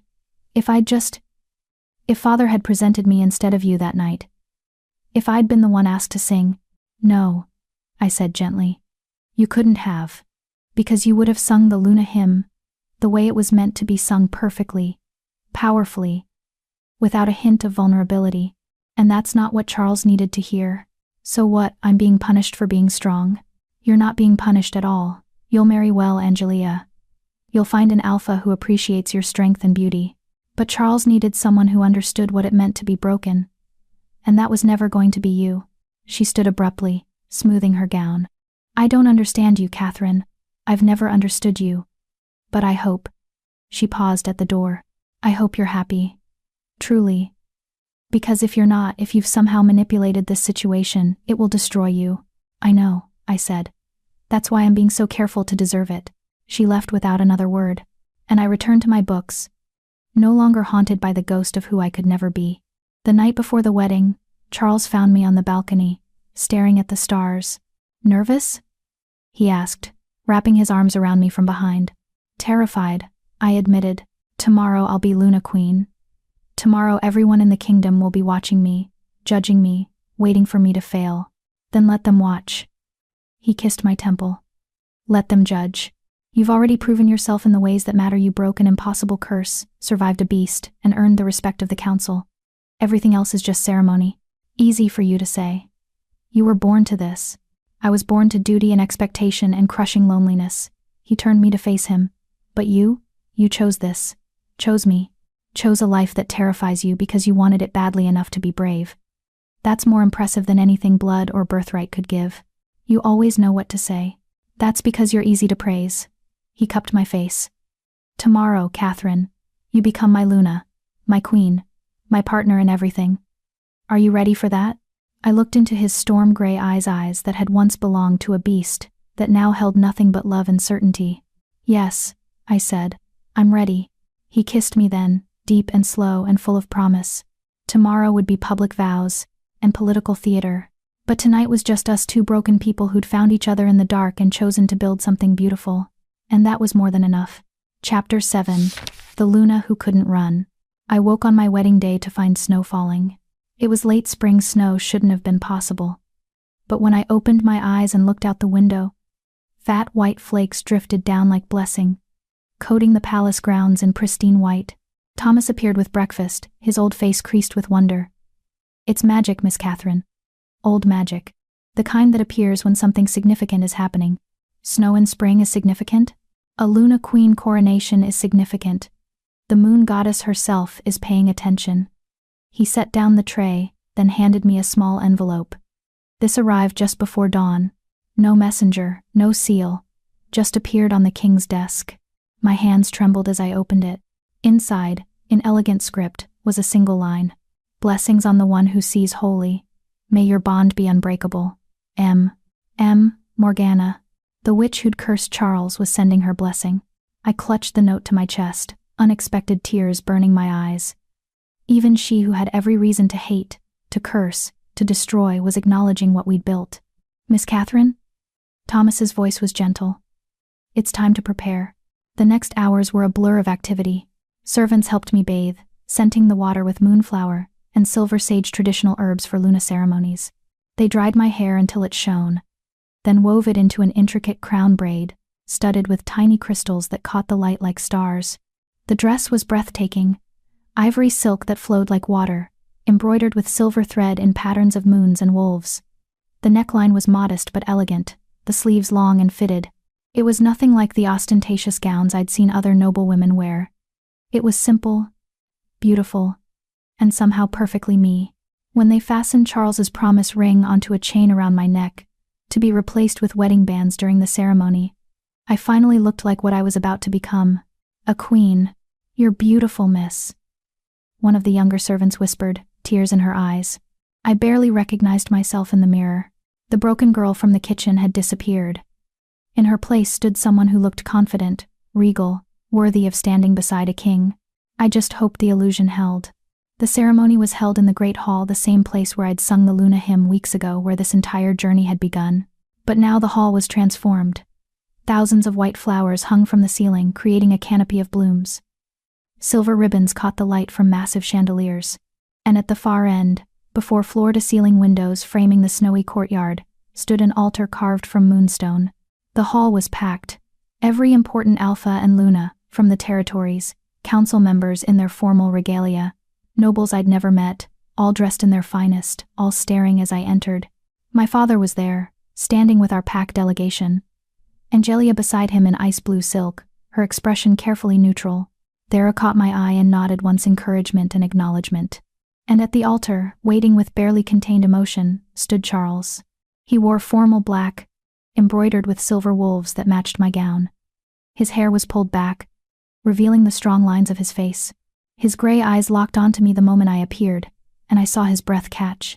He looked at me like I was the only person in the world. I walked down the long aisle alone, no father to give me away. Because I wasn't being given, I was choosing. With every step, I felt the weight of expectation, the whispers that followed me. Wolfless, barren, nobody. But also, curse breaker, brave, chosen. I kept my head high and my eyes on Charles, and I walked toward my future. When I reached the altar, he extended his hand.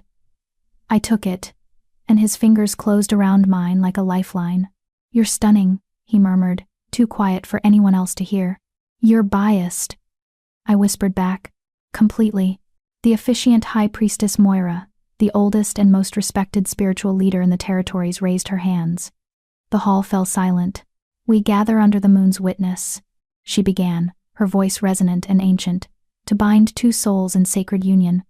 Not merely a king and his chosen Luna, but two people who have walked through darkness and emerged whole." She turned to Charles. "Alpha King Charles Washington, you were cursed, split from yourself, divided between man and beast. The moon goddess tested you, and you endured. But it was not endurance alone that freed you. It was love. Do you acknowledge this?" "I do," Charles said clearly. "And do you take this woman, Catherine, daughter of Beta William, curse breaker and truth speaker, as your Luna Queen, to stand beside you in ruling these territories, to share your burdens and your joys, to be your partner in all things?" "I do." Without hesitation or doubt, the priestess turned to me, and her ancient eyes held something warm. "Catherine, you were called broken, defective, less than. But you proved that strength comes in many forms, that the courage to stay is as powerful as the strength to fight. Do you acknowledge this?" My throat was tight. "I do." "And do you take this man, Charles Washington, Alpha King and bearer of two souls, as your mate and king? To stand beside him in ruling these territories, to share his burdens and his joys, to be his partner in all things?" I looked at Charles, at the man who'd seen value in me when no one else would, who'd taught me I was worth more than my defects, who'd loved me with both his human mind and his beast heart. "I do," I said, "completely." The priestess smiled. "Then by the power vested in me by the moon goddess, and the ancient laws of our kind, I bind you together. Let no wolf, no alpha, no force in this world separate what has been joined." She produced 2 rings, silver bands etched with moonstone and obsidian, the moon and the void, light and dark intertwined. Charles took my left hand, sliding the ring onto my finger. "With this ring, I give you my heart, my crown, my truth, all of me, wholly." I took his hand, my fingers steady as I placed his ring. "With this ring, I give you my courage, my honesty, my love, all of me, wholly." "Then it is done," the priestess declared. "Alpha King Charles and Luna Queen Catherine, bound by choice and blessed by the moon, may your reign be long, and your love be unbreakable." The hall erupted in applause, genuine from some, polite from others, but it didn't matter. Because Charles was pulling me into his arms, kissing me in front of everyone, and the world narrowed to just us. When we finally broke apart, both breathless, he pressed his forehead to mine. "My queen," he murmured. "My king," I replied. And for the first time in my life, the title felt right. The celebration that followed was overwhelming. A feast with hundreds of guests, each requiring acknowledgement and conversation. Alphas wanting to curry favor, Lunas offering carefully worded congratulations, nobles positioning themselves for advantage. I smiled until my face hurt, made small talk until my throat was raw, and tried not to let anyone see how exhausting it all was. Charles stayed close, his hand on my back or my waist, a constant anchor. Whenever someone's questions became too pointed or their tone too condescending, he would smoothly redirect the conversation. "Your Luna is remarkably composed for someone so inexperienced," one elder Luna commented, her smile not reaching her eyes. "Catherine has more wisdom than many twice her age," Charles replied coolly. "Experience isn't measured only in years, Lady Helena. The Queen has broken a 5-year curse," Thera added, appearing at my elbow with perfect timing.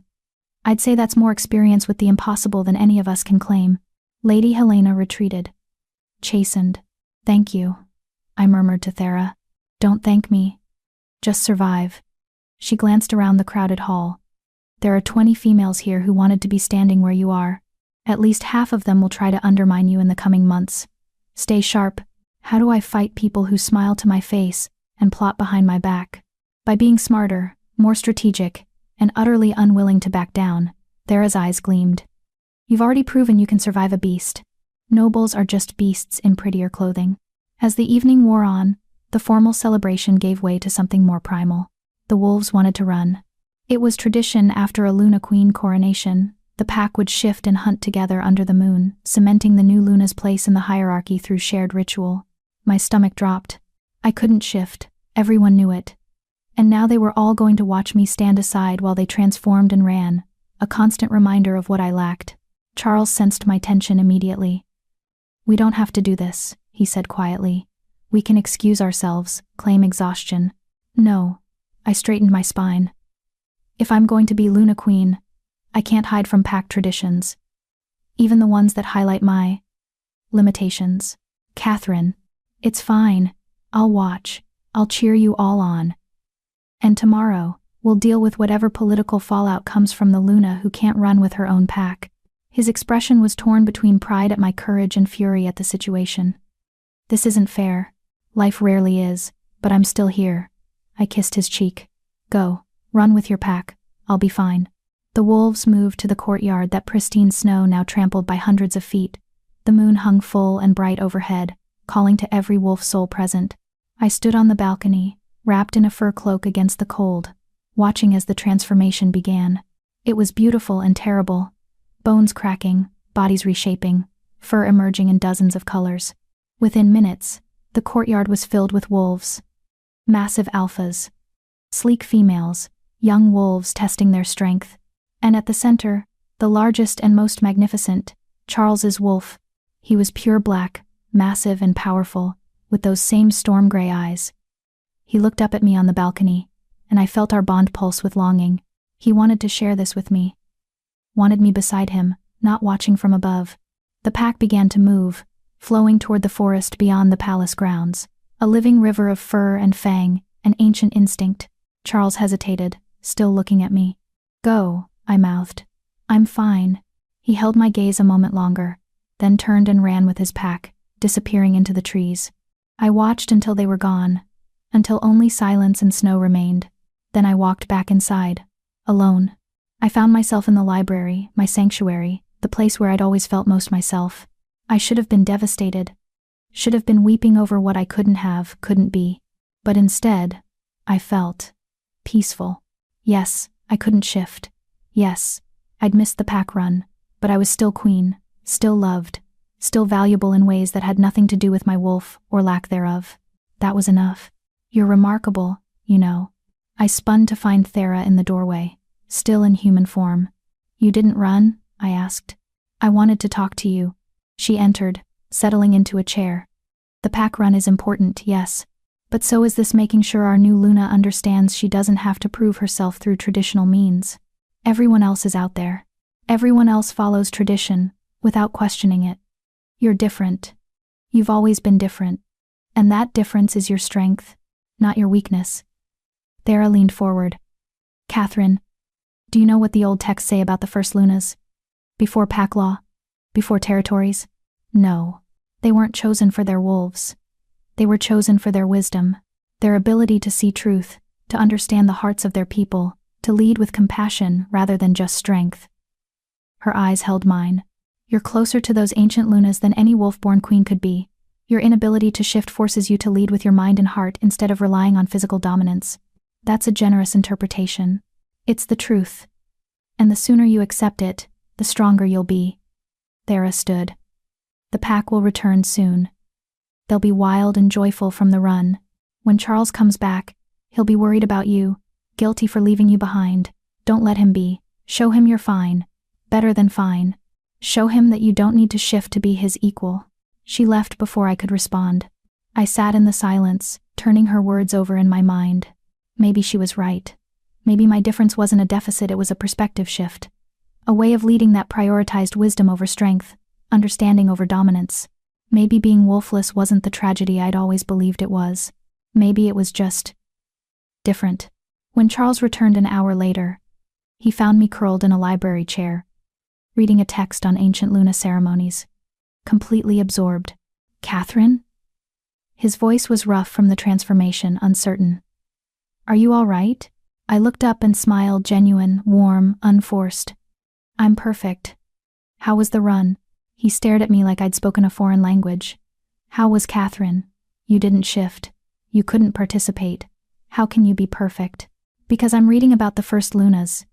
And I'm learning that pack runs weren't always part of Luna ceremonies. That tradition only started about 300 years ago when the Alpha Council formalized pack law. I held up the book. Before that, Lunas led through wisdom and spiritual connection. They were teachers and healers and counselors, not just the Alpha's mate. You researched Luna history while we were gone? I had time. I set down the book. Charles, I know you feel guilty. I know you want to fix this. To somehow give me a wolf, or make the pack accept me despite my lack. But I don't need fixing. I'm exactly who I'm supposed to be, a Luna who leads differently. And that's okay. He crossed the space between us and pulled me into his arms, holding me tight. How are you real? He whispered. How are you this brave, this resilient, this perfect? I'm not perfect. I'm just tired of apologizing for being myself. I leaned back to look at him. I'm your Luna Queen now. Not because I can shift or run with the pack, but because I love you and you love me, and together we're stronger than we are apart. That's what matters. He kissed me then, deep and desperate and full of relief. When he finally pulled back, his eyes were bright with unshed tears. I love you, Catherine. Every part of you. Every difference that makes you who you are. I know. I smiled. And I love you. Both halves, always. We stood there in the library, wrapped in each other, and moonlight filtering through windows, and I felt something settle deep in my bones. This was where I belonged. Not in spite of being wolfless, but because my unique perspective would help me lead in ways others couldn't. I was exactly who I was supposed to be. Later that night, in the royal chambers we now shared, Charles brought up the topic I'd been avoiding. Do you still want to try? He asked quietly. To see if the bond will let you shift through my wolf? I'd almost forgotten about his offer weeks ago. The possibility that our magical connection might let me access his transformation. I don't know, I admitted. Part of me desperately wants to try, to finally know what it feels like. But another part. I hesitated. Another part is afraid of failing, he finished gently. Yes. And more than that, I'm afraid of wanting it too much. Of letting hope in and having it destroy me if it doesn't work. Then let's take the pressure off. Charles took my hands. Don't think of it as trying to shift. Think of it as an experiment, a curiosity. If it works, wonderful. If it doesn't, nothing changes. You're still my Luna. Still perfect exactly as you are. I searched his face. You really mean that? I really mean that. He squeezed my hands. But I also think you deserve the chance to try. To at least know if it's possible. Not because you need it to be complete, but because experiences shape us, and this is an experience you've never had. He was right. I'd spent my whole life wondering what it felt like to shift, to run on 4 legs, to taste freedom the way wolves did. Even if I failed, at least I'd know I tried. Okay, I said. Let's try. We went to the private royal courtyard enclosed by high walls, away from prying eyes. The snow had stopped, leaving everything pristine and quiet. Charles stripped down unselfconsciously. Nudity before shifting was natural to wolves, though it still made me blush. Come here, he said, extending his hand. I took it, and immediately felt our bond pulse stronger. That golden thread connecting heart to heart, soul to soul. Close your eyes, Charles instructed. Feel the bond. Follow it into me. Into my wolf. Don't force it, just flow with it. I closed my eyes and reached along that thread, feeling it grow brighter, stronger, and then I felt him. Not just Charles the man, but something deeper, primal, ancient. A presence that was both human and other, thought and instinct merged. His wolf. Good, Charles murmured. Now I'm going to shift. Stay with me. Stay connected to the bond. Let my transformation carry you with it. I felt him begin to change bones, reshaping, form shifting, and instead of being separate, watching from outside, I felt it happening with me. My bones ached. My skin prickled. My senses sharpened impossibly. And then, pain, glorious, terrible pain as my body tried to reshape itself.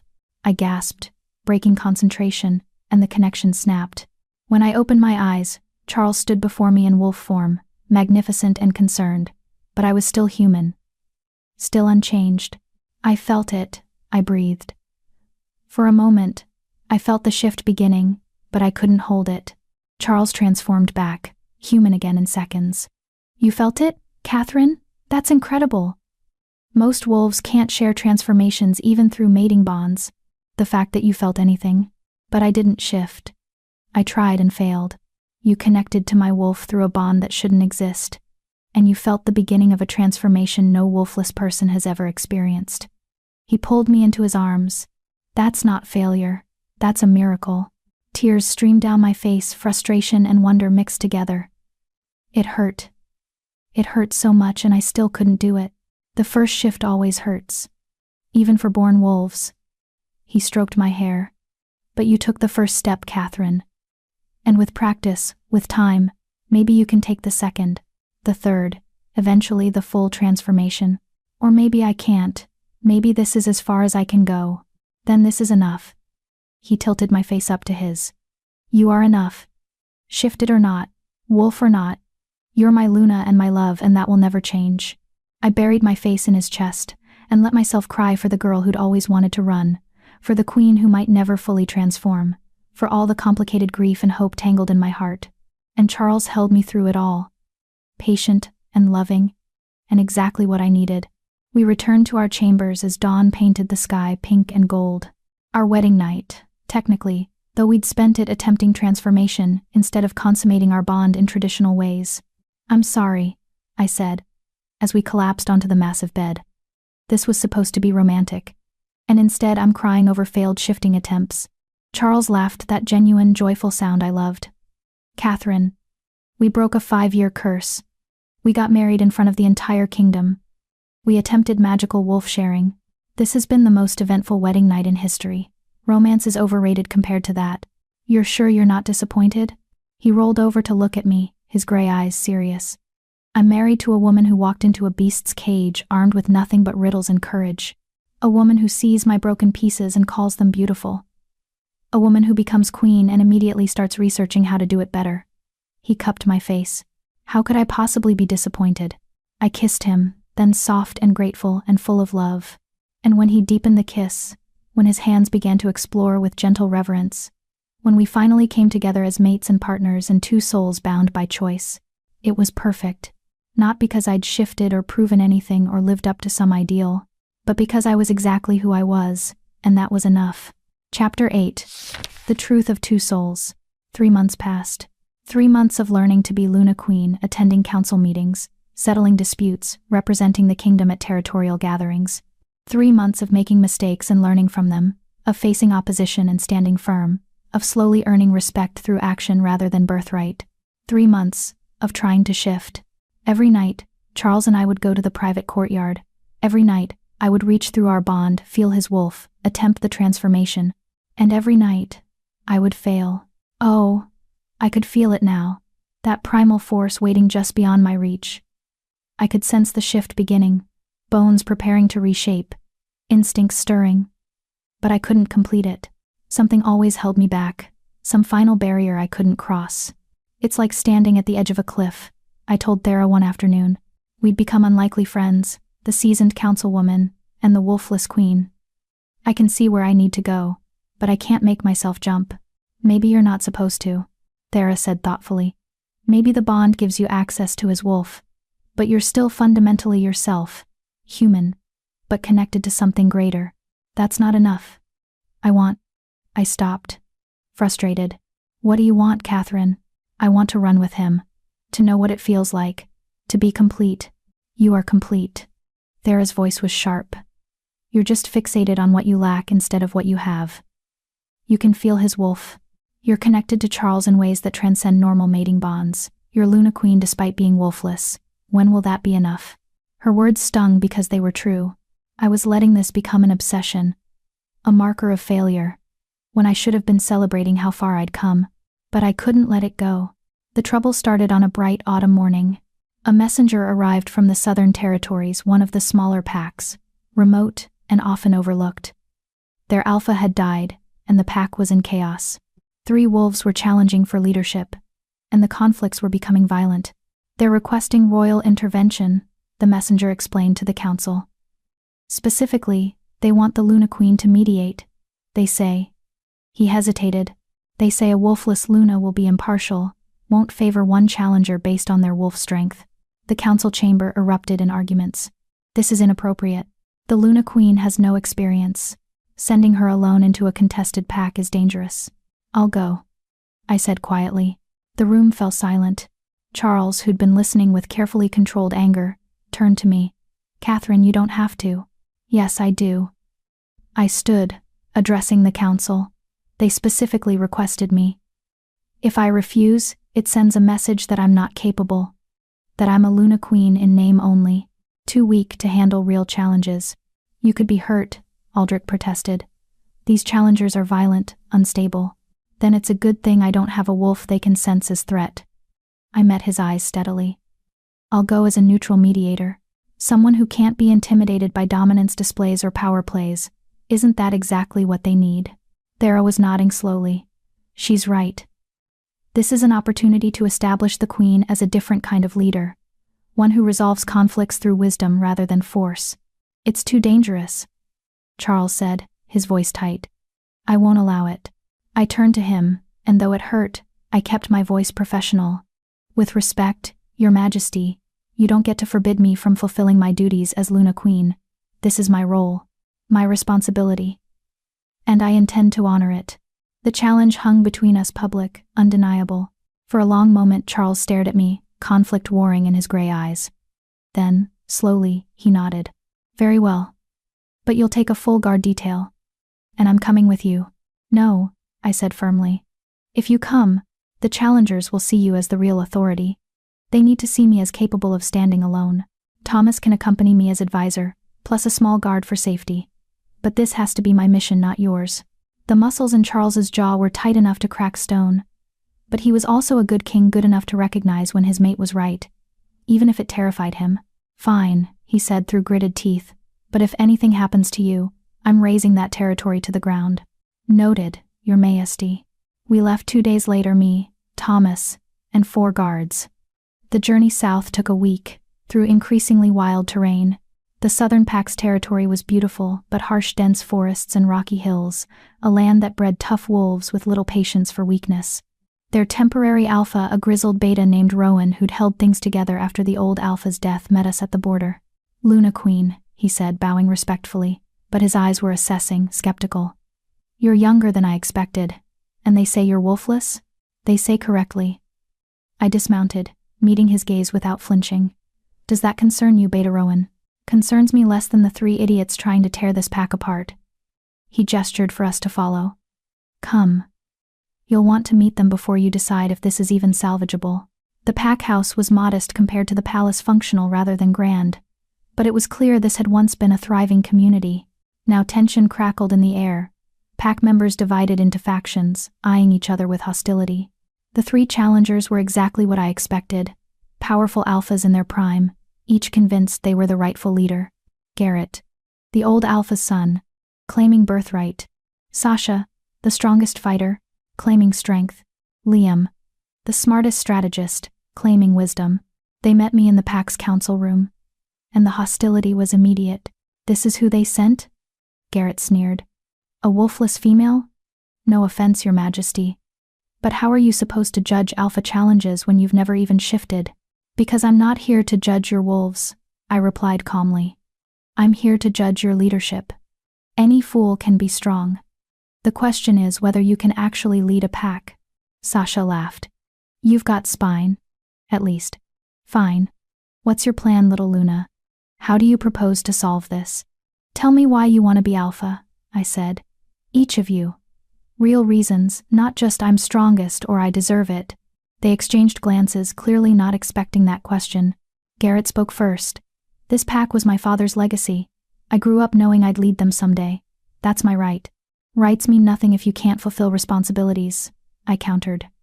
What would you do differently than your father? He hesitated. I would strengthen our borders.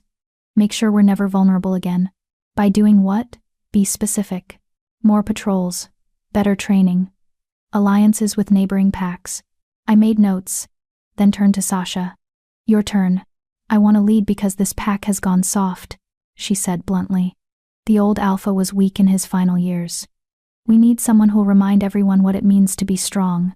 Someone who'll make other packs respect us again. And how do you build respect? Through fear or through trust? Through strength. That's the only language wolves understand. Is it? I looked at the room around us, pack members listening from doorways. Young wolves watching with frightened eyes. Because I see a lot of wolves here who look exhausted by fighting, scared of choosing wrong. They don't need more strength. They need stability. Sasha's eyes narrowed, but she didn't argue. Finally, Liam. I want to lead because I see what this pack could be. We're isolated, yes, but that means we could be self-sufficient. We have resources others don't. Rare herbs, clean water sources, strategic positioning. I want to build alliances, establish trade. Make this pack valuable rather than just feared or pitied. That sounds good, but can you enforce your authority? Being smart doesn't matter if stronger wolves won't follow you. I'd rather be followed through respect than fear, Liam said quietly. But yes, I can fight when necessary. I just think it should be a last resort, not a first instinct. I studied all three of them, seeing strengths and weaknesses, potential and pitfalls. None of them were wrong, exactly. But none of them were wholly right either. Here's what I see, I said finally. Garrett, you have loyalty and tradition on your side. But you're so focused on your father's legacy that you haven't developed your own vision. Sasha, you have strength and courage, but you equate leadership with dominance, which will fracture this pack further. Liam, you have intelligence and long-term thinking, but you're too willing to avoid conflict, which some will see as weakness. The room was silent. So what's your solution? Rowan asked. We can't have three alphas. No, but you can have an alpha and advisors who complement his weaknesses. I looked at each challenger. I propose a trial period. Liam becomes alpha, he has the clearest vision for the pack's future. But Garrett serves as his beta, lending traditional authority and managing internal pack structure. And Sasha leads the warriors, handling security and training. You want me to serve under him? Sasha's voice was dangerous. I want you to serve the pack. All three of you claim to want what's best for these wolves. Prove it. Put aside ego and work together, each in the role they're best suited for. I met her blazing eyes. Or keep fighting until this pack dissolves entirely and these wolves scatter to other territories. Your choice. The tension was suffocating. Then Liam spoke. I accept. If Garrett and Sasha are willing, I'll be alpha. But I want your counsel, both of you. I'm smart enough to know I can't do this alone. Garrett was clearly struggling with wounded pride. But finally, for my father's memory, for the pack, I'll serve as beta. Everyone turned to Sasha. She stared at me with something between fury and respect. You're gutsy, I'll give you that. Coming into a contested pack and telling us how to solve our problems. She was silent for a long moment. Then, fine. I'll lead the warriors. But if Liam proves weak, I reserve the right to challenge again. Fair, Liam agreed. I let out a breath I didn't know I'd been holding. Then it settled. Liam is alpha, with Garrett as beta and Sasha as war leader. You'll report to the council quarterly on the pack's progress. Any major conflicts between you come to me for mediation. Rowan was staring at me like I'd performed a miracle. You actually did it. You solved a three-way challenge without a single fight. I didn't solve it. They did. I just helped them see past their egos to what the pack actually needed. I stood. Now, I believe there's a formal alpha ceremony to conduct. The ceremony was simple but powerful, Liam swearing oaths to protect and serve, the pack accepting him through their howls and submission. I stood beside him as he took power, and I felt something shift in the pack's energy. Not perfect unity that would take time, but hope, a sense that maybe things could get better. That night, as we prepared to leave, Sasha found me. I misjudged you, she said without preamble. Thought a wolfless Luna would be weak, but you walked into hostile territory and faced down 3 alphas without flinching. That takes a different kind of strength. Thank you. How'd you know? She asked. How'd you know that dividing responsibilities would work? Because I spent my whole life being told I was only valuable if I could do one specific thing. If I could shift, I'd be worthy. If I couldn't, I was worthless. I smiled. But that's not how people work. We're all good at different things. The trick is finding ways for those different strengths to complement each other instead of compete. Sasha nodded slowly. That's actually wise. Don't sound so surprised. She laughed, genuine and warm. The king chose well. Even if you can't shift, you've got the heart of a Luna. We returned to the capital to find Charles pacing the throne room like a caged animal. The moment he saw me, he crossed the space in 3 strides and pulled me into his arms, holding me so tight I could barely breathe. Don't ever do that to me again, he muttered against my hair. Do what? My job? Terrify me by walking into danger alone. He pulled back to cut my face. I've spent the last week imagining every horrible thing that could happen to you. And instead, I successfully mediated a pact dispute and established a new leadership structure without any violence. I grinned. Thera was right. Being wolfless is actually an advantage in certain situations. I don't care if it's an advantage. I care that you're safe. But he was smiling now, pride mixing with relief. Though the reports say you were magnificent, faced down 3 alpha challengers and made them work together, very Luna Queen of you. I learned from the best. I kissed him softly. Now, can we please go to bed? I've been traveling for 2 weeks and I'm exhausted. Anything you want, my queen. But that night, I couldn't sleep. I kept thinking about Sasha's words. You've got the heart of a Luna, and Thera's words from months ago.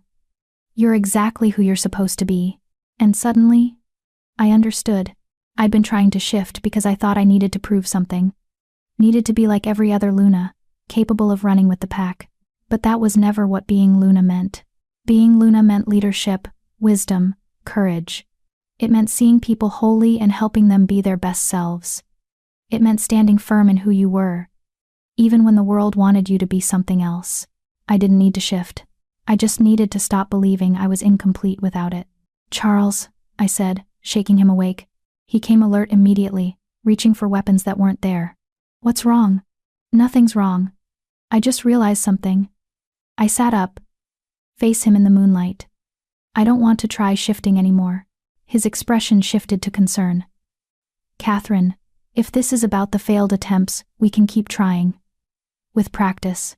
No, you don't understand. I don't want to keep trying because I don't need to. I thought I had to shift to be complete, to be a real Luna. But that's not true. I'm already complete. I'm already a real Luna. Shifting would just be an addition, not a requirement. Charles studied my face. You're sure? Because if you want to keep trying, I'll support you. I'm sure. And I was. For the first time since he'd offered to share his wolf, I felt completely at peace with my decision. I'm exactly who I'm supposed to be. Wolfless, yes. But also wise and brave and capable of leading in ways others can't. That's enough. It's more than enough. He pulled me into his arms, and I felt his relief through our bond. I never wanted you to shift because I thought you were incomplete. I just wanted to give you the choice. And I'm choosing myself. Exactly as I am. We lay back down, wrapped in each other in contentment, and for the first time in months, I slept deeply, dreamlessly, perfectly at peace. The next morning, I woke to find Thomas at our door, looking apologetic. Your Majesty, there's a visitor. She appeared at the gates at dawn, asking for you specifically. No guards would approach her, they say. He swallowed. They say she smells like old magic. My heart kicked into overdrive. Charles and I dressed quickly and went to the throne room. And there, standing in a pool of morning sunlight, was a woman I'd never met but somehow recognized instantly. Morgana Wilson. She was smaller than I expected, barely taller than me, with gray-streaked dark hair and eyes like winter storms. She wore simple traveling clothes, but power radiated from her like heat from coals. "Luna Queen Catherine," she said, her voice surprisingly gentle. "I've been waiting to meet you. You're the witch who cursed Charles." I kept my voice steady. "I am. And you're the woman who broke my curse." She smiled, sad but genuine. "I've been watching. From a distance, through scrying, seeing how you navigated my magic. I had to know if the curse broke legitimately or if you'd found some loophole, some way to cheat the magic." Charles moved protectively closer. "And what did you find?" "That she loved you wholly. Both halves, without reservation or manipulation." Morgana's eyes were bright with unshed tears. "That's rare, you know. Most people love the idea of someone, or specific parts of them. But she saw all of you, king and beast, thought and feeling, strength and vulnerability, and chose it all." "Why are you here?" I asked. "To apologize. And to offer a gift." She reached into her bag and pulled out a small vial filled with luminous silver liquid. "This is essence of moonlight. Very rare, very old magic. If you drink it, it will complete your transformation attempts. You'll be able to shift fully, to run as a wolf." The room went silent. Every cell in my body wanted to reach for that vial, to finally have what I'd always wanted. But then I remembered last night's revelation. Remembered choosing myself. "Thank you," I said carefully, "but I don't need it." Morgana's eyebrows rose. You're refusing?" "I'm choosing myself. I'm wolfless, and that's okay. I'm Luna Queen because of who I am, not despite what I lack." I met her ancient eyes. "I appreciate the offer, truly. But I don't need magic to make me complete. I'm already whole." For a long moment, Morgana just stared at me. Then she began to laugh, a sound like bells and sorrow and joy all mixed together. "Oh, child. Oh, you magnificent child." She wiped tears from her eyes. "Do you know what you just did? Refused a magical gift? You passed the final test." She looked at Charles. "The curse had 3 parts, you see. First, being split until someone loved both halves. You achieved that. Second, that person had to be genuine, not seeking power or advantage. She achieved that. But the third part," she turned back to me, "the third part required that person to accept themselves wholly too, to see their own perceived brokenness and choose it anyway without magical fixes or supernatural solutions." My breath caught. "That was a test?" "Everything is a test, child. And you passed with grace." Morgana smiled. "The curse is truly broken now. Not just lifted, but completed. The magic that split him, that connected you, that bound you together, it's all sealed now, permanent. Nothing can undo it." She pressed the vial into my hand anyway. "But take this. Not because you need it, but because sometimes having the choice and choosing not to use it is more powerful than never having the choice at all. Keep it. And if someday you change your mind, the option exists." "I won't change my mind." "Maybe not. But life is long, and certainty is fleeting." She stepped back. "I came to make amends, to see if the curse I cast in grief had brought anything but pain, and instead, I found this. 2 people who completed each other's broken pieces not by fixing them, but by accepting them. That's healing I didn't know was possible." "Your daughter," I said quietly. "Margaret. I'm sorry for what happened to her." Morgana's face crumpled. "Thank you. She was everything. And losing her destroyed me. But perhaps," she looked at Charles, "perhaps some good came from that destruction. You learned compassion, Your Majesty. You learned what it means to be split from yourself. And that made you capable of loving this extraordinary woman." "It doesn't make it right," Charles said. "What I did executing Margaret, I can't take it back. But I am sorry. Truly sorry for your loss. I know. And I forgive you. Not because you deserve it, but because holding on to hatred has exhausted me." Morgana moved toward the door. "Live well, both of you. Build something beautiful from what was broken. And know that somewhere, an old witch is watching and wishing you joy." She left as quietly as she'd come, disappearing into morning light. I stared at the vial in my hand, liquid possibility, the option to shift. Then I tucked it into a drawer in my desk and closed it firmly. Maybe someday I'd want it. Maybe someday I'd choose to try again. But today, I chose myself. exactly as I was. Epilogue. 1 year later. The Great Hall was decorated for the anniversary celebration 1 year since the curse broke, 1 year of Charles and I ruling together. It had been a year of challenges and triumphs. Border disputes, political maneuvering, 3 more pack mediations, and countless council debates. But also, laughter and love, quiet mornings in the library, stolen kisses between meetings, nights wrapped in each other's arms. We'd built something beautiful from our broken pieces. The celebration was smaller than our wedding, just close friends, trusted advisors, the few pack leaders who'd proven themselves allies. Thomas gave a toast that made everyone cry. Thera gave one that made everyone laugh. And Rowan traveled from the Southern Territories to report that Liam, Garrett, and Sasha were working together successfully. They fight like siblings, he said with a grin. But they're building something strong.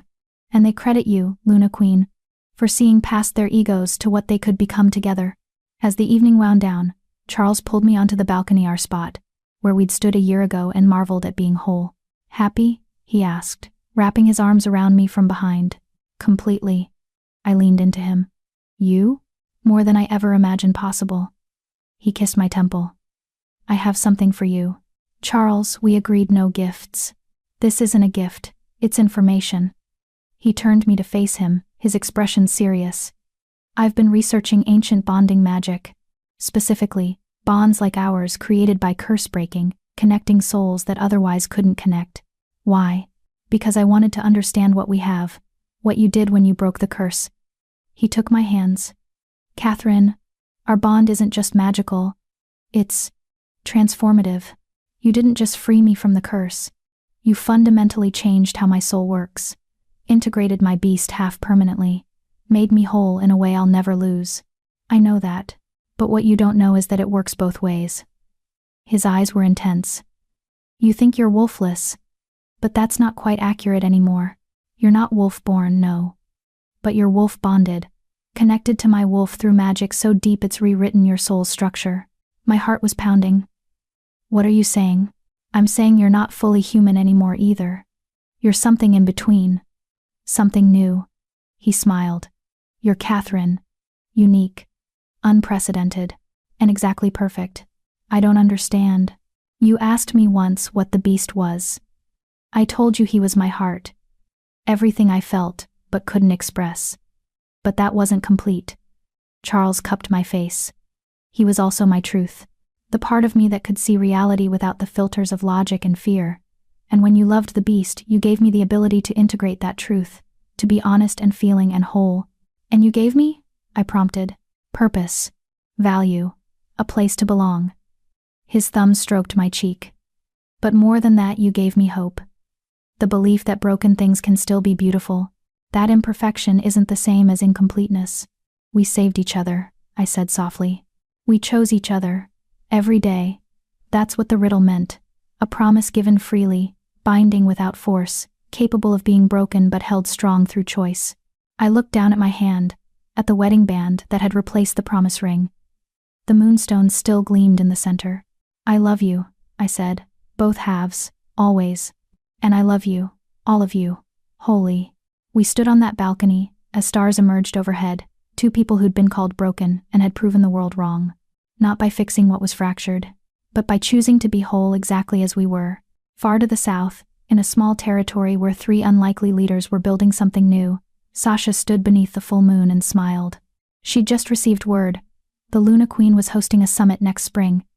Leaders from all territories, focusing on new models of governance, new ways of resolving conflicts.